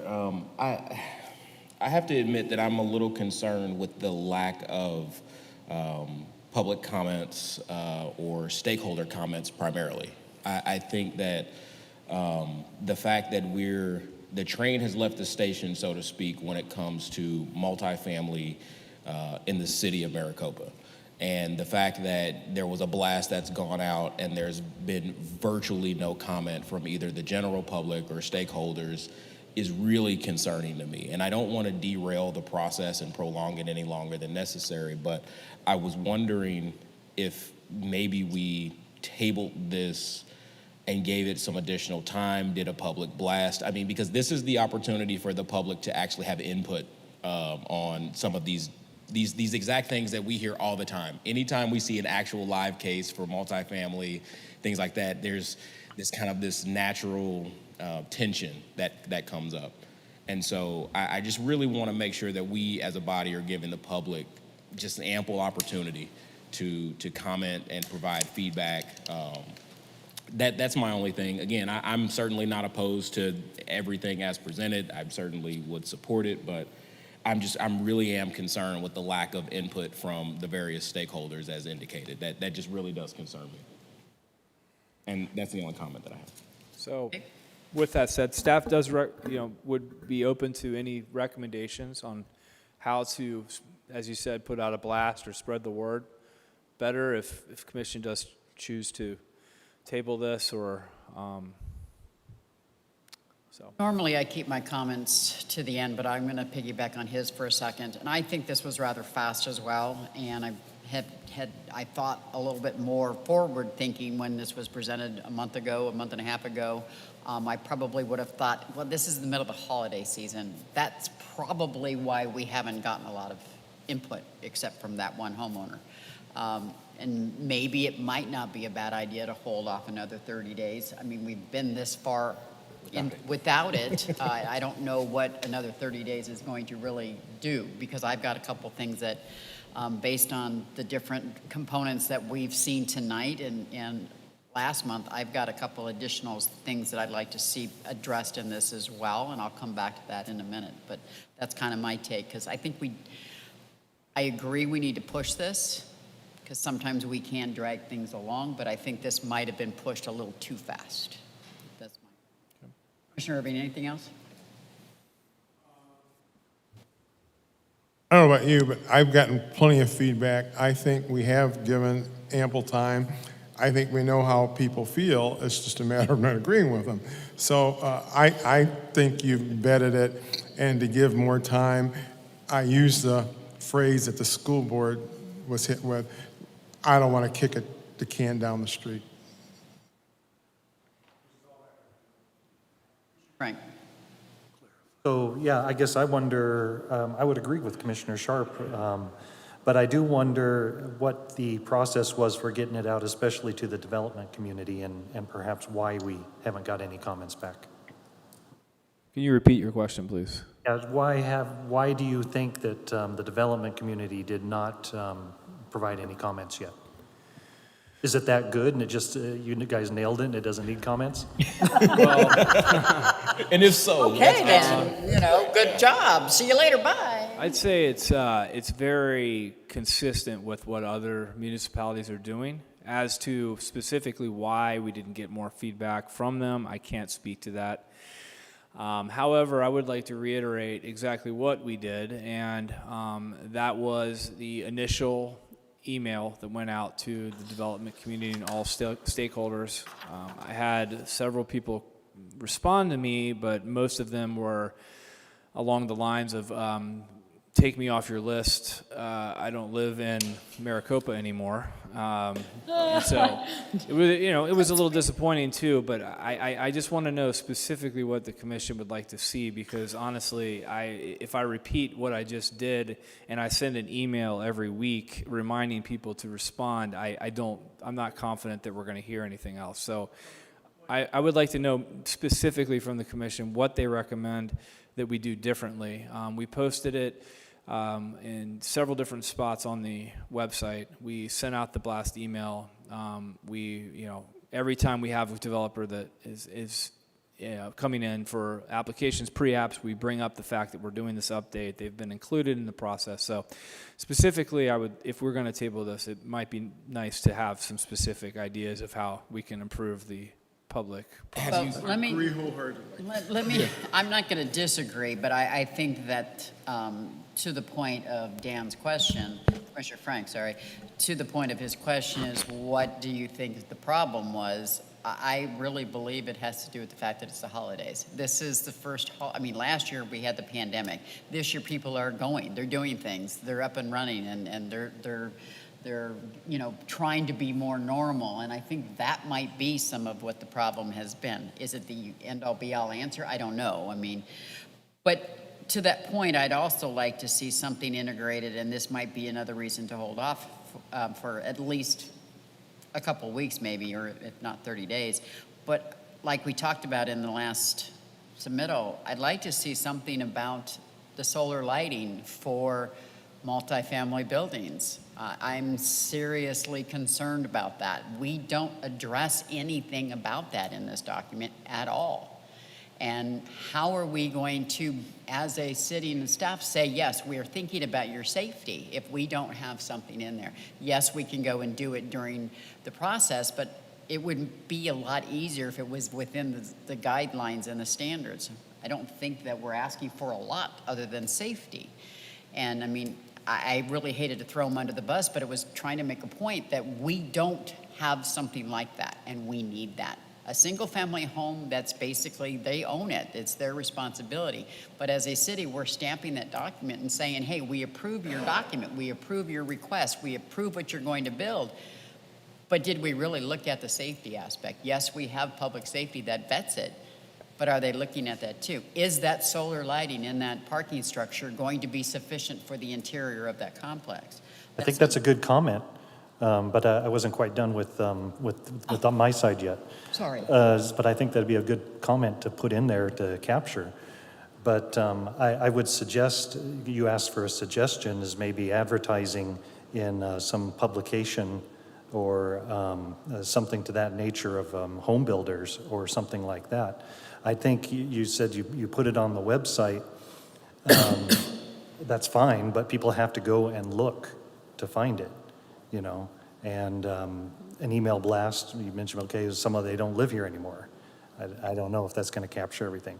I think 30 days would be fine to put this off, to table this for another 30 days, and we can get some more comments. So that's my comments. Madam Chair, Commissioner. Sorry for interrupting you. No Madam Chair, Commissioner. So just to clarify what Byron mentioned, so the stakeholder list that we've developed over the past 5+ years is a stakeholder list that we've been gathering from the general plan, the zoning code rewrite, anyone that's been of general interest with the city of Maricopa. So the list is massive in size. So property owners, and there's no real association of multifamily out there. So what we've done, we've identified any recent application, architects, engineers, developers that have submitted some type of multifamily request to the city. So that was also added as part of that stakeholder list of interested, firms itself. In terms of the public outreach, again, yeah, it was posted on the website as an article, but that news article is also as part of our social media, given on Facebook, is presented as an article for anyone to view on that. So I mean, it's definitely reached its limits of what the city can do in terms of all social platforms out there as a general article. We just got no bites. I don't remember seeing anything from in Maricopa.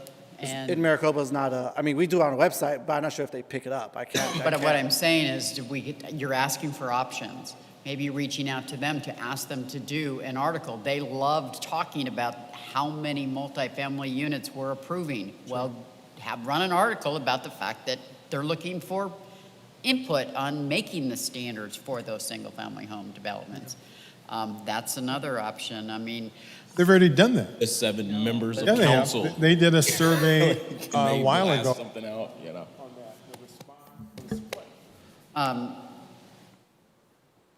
right.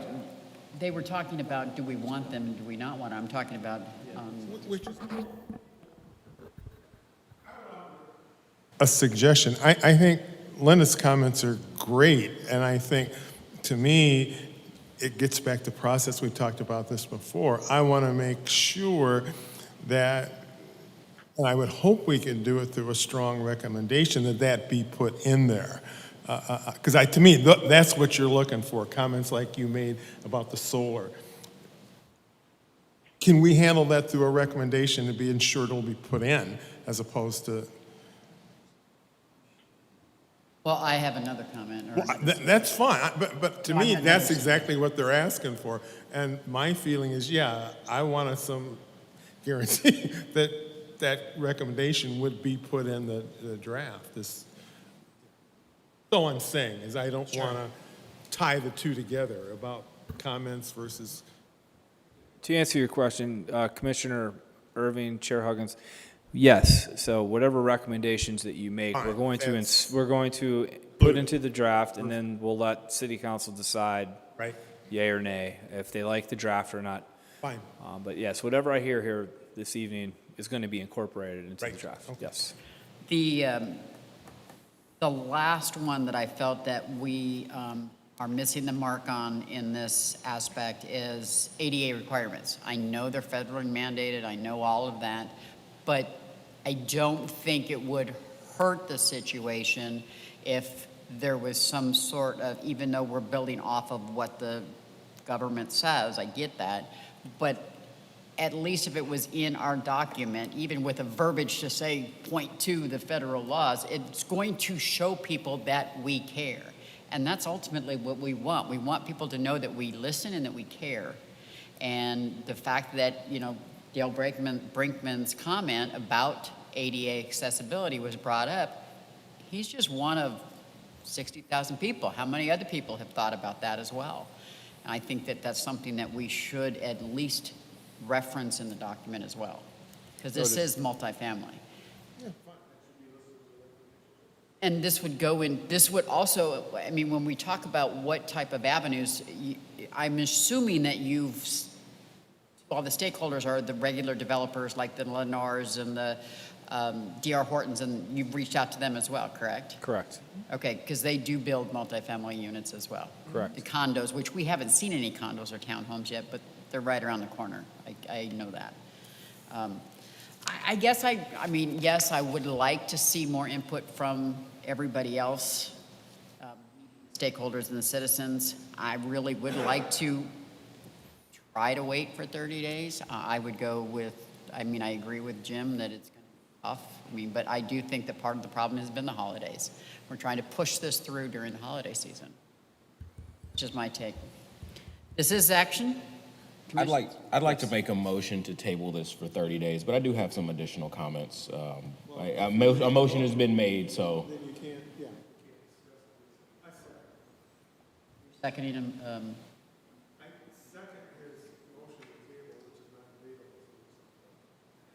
So we have a motion to table for 30 days. Comments? All those in favor? Aye. Aye. So, You didn't call motion. for it. I was going to. So is there anybody that's opposed? Aye. All right, we have a majority. So, or tabled for 30 days. Thank you. Be on the next agenda. The next scheduled P&Z Commission is January 10th, so it could be on January 10th, or if it's how fast we work. We are going to be on break during the holidays, so it depends if we're able to meet around that time. So if not, the next available.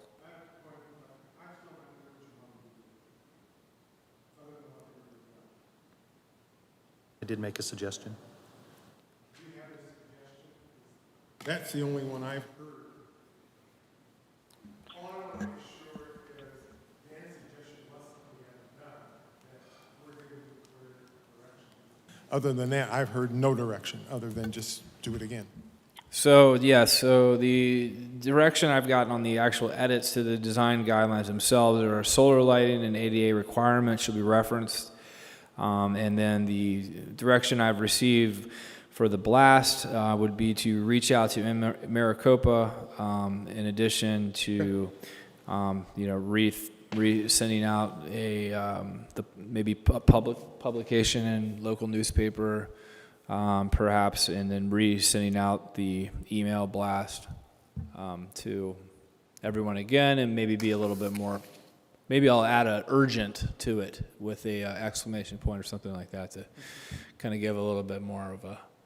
My suggestion is more like a trade publication or something for builders, not Right. just Okay. any publication. So I'll research to see if there is such a thing as a multifamily There is. association of trade building magazine. Yeah. I just want to make sure you're clear to, And I would reach out to Maricopa and ask them if they would run an article on it based on the fact that they've put all of these articles out there about how we just, start approving multifamily units. I mean, if they run it, they run it, but I mean, it's at least we're asking them to because they like to play on that. I mean, I know how the media is, but at the end of the day, it's not going to look good if they don't. I appreciate the direction. Thank you. All right, reports from commission and our staff. No, I want to make mention, so obviously we're at the close of the year, so no additional scheduled meetings at this time. So our next scheduled meeting for the new year will be January 10th, which we do have a proposed rezoning request. Actually, it's a city initiated for a rezoning in our industrial area along Maricopa Casa Grande Highway, which it goes in line with what I mentioned about the height exception component. So you'll see a rezoning request for converting that existing industrial CI2, Continental County, to a potential conformance to our new current zoning districts itself. And also, if everything times right and we're able to present it back, you'll see the text amendment come back your way also on January 10th as well. And then hopefully maybe this multifamily design guidelines. Other than that, Madam Chair, Commissioners, I have nothing else to report. Is there a second? Second. We got a motion and a second for adjournment. All those in favor? Aye. People can only sit up there. Yeah. I resemble that.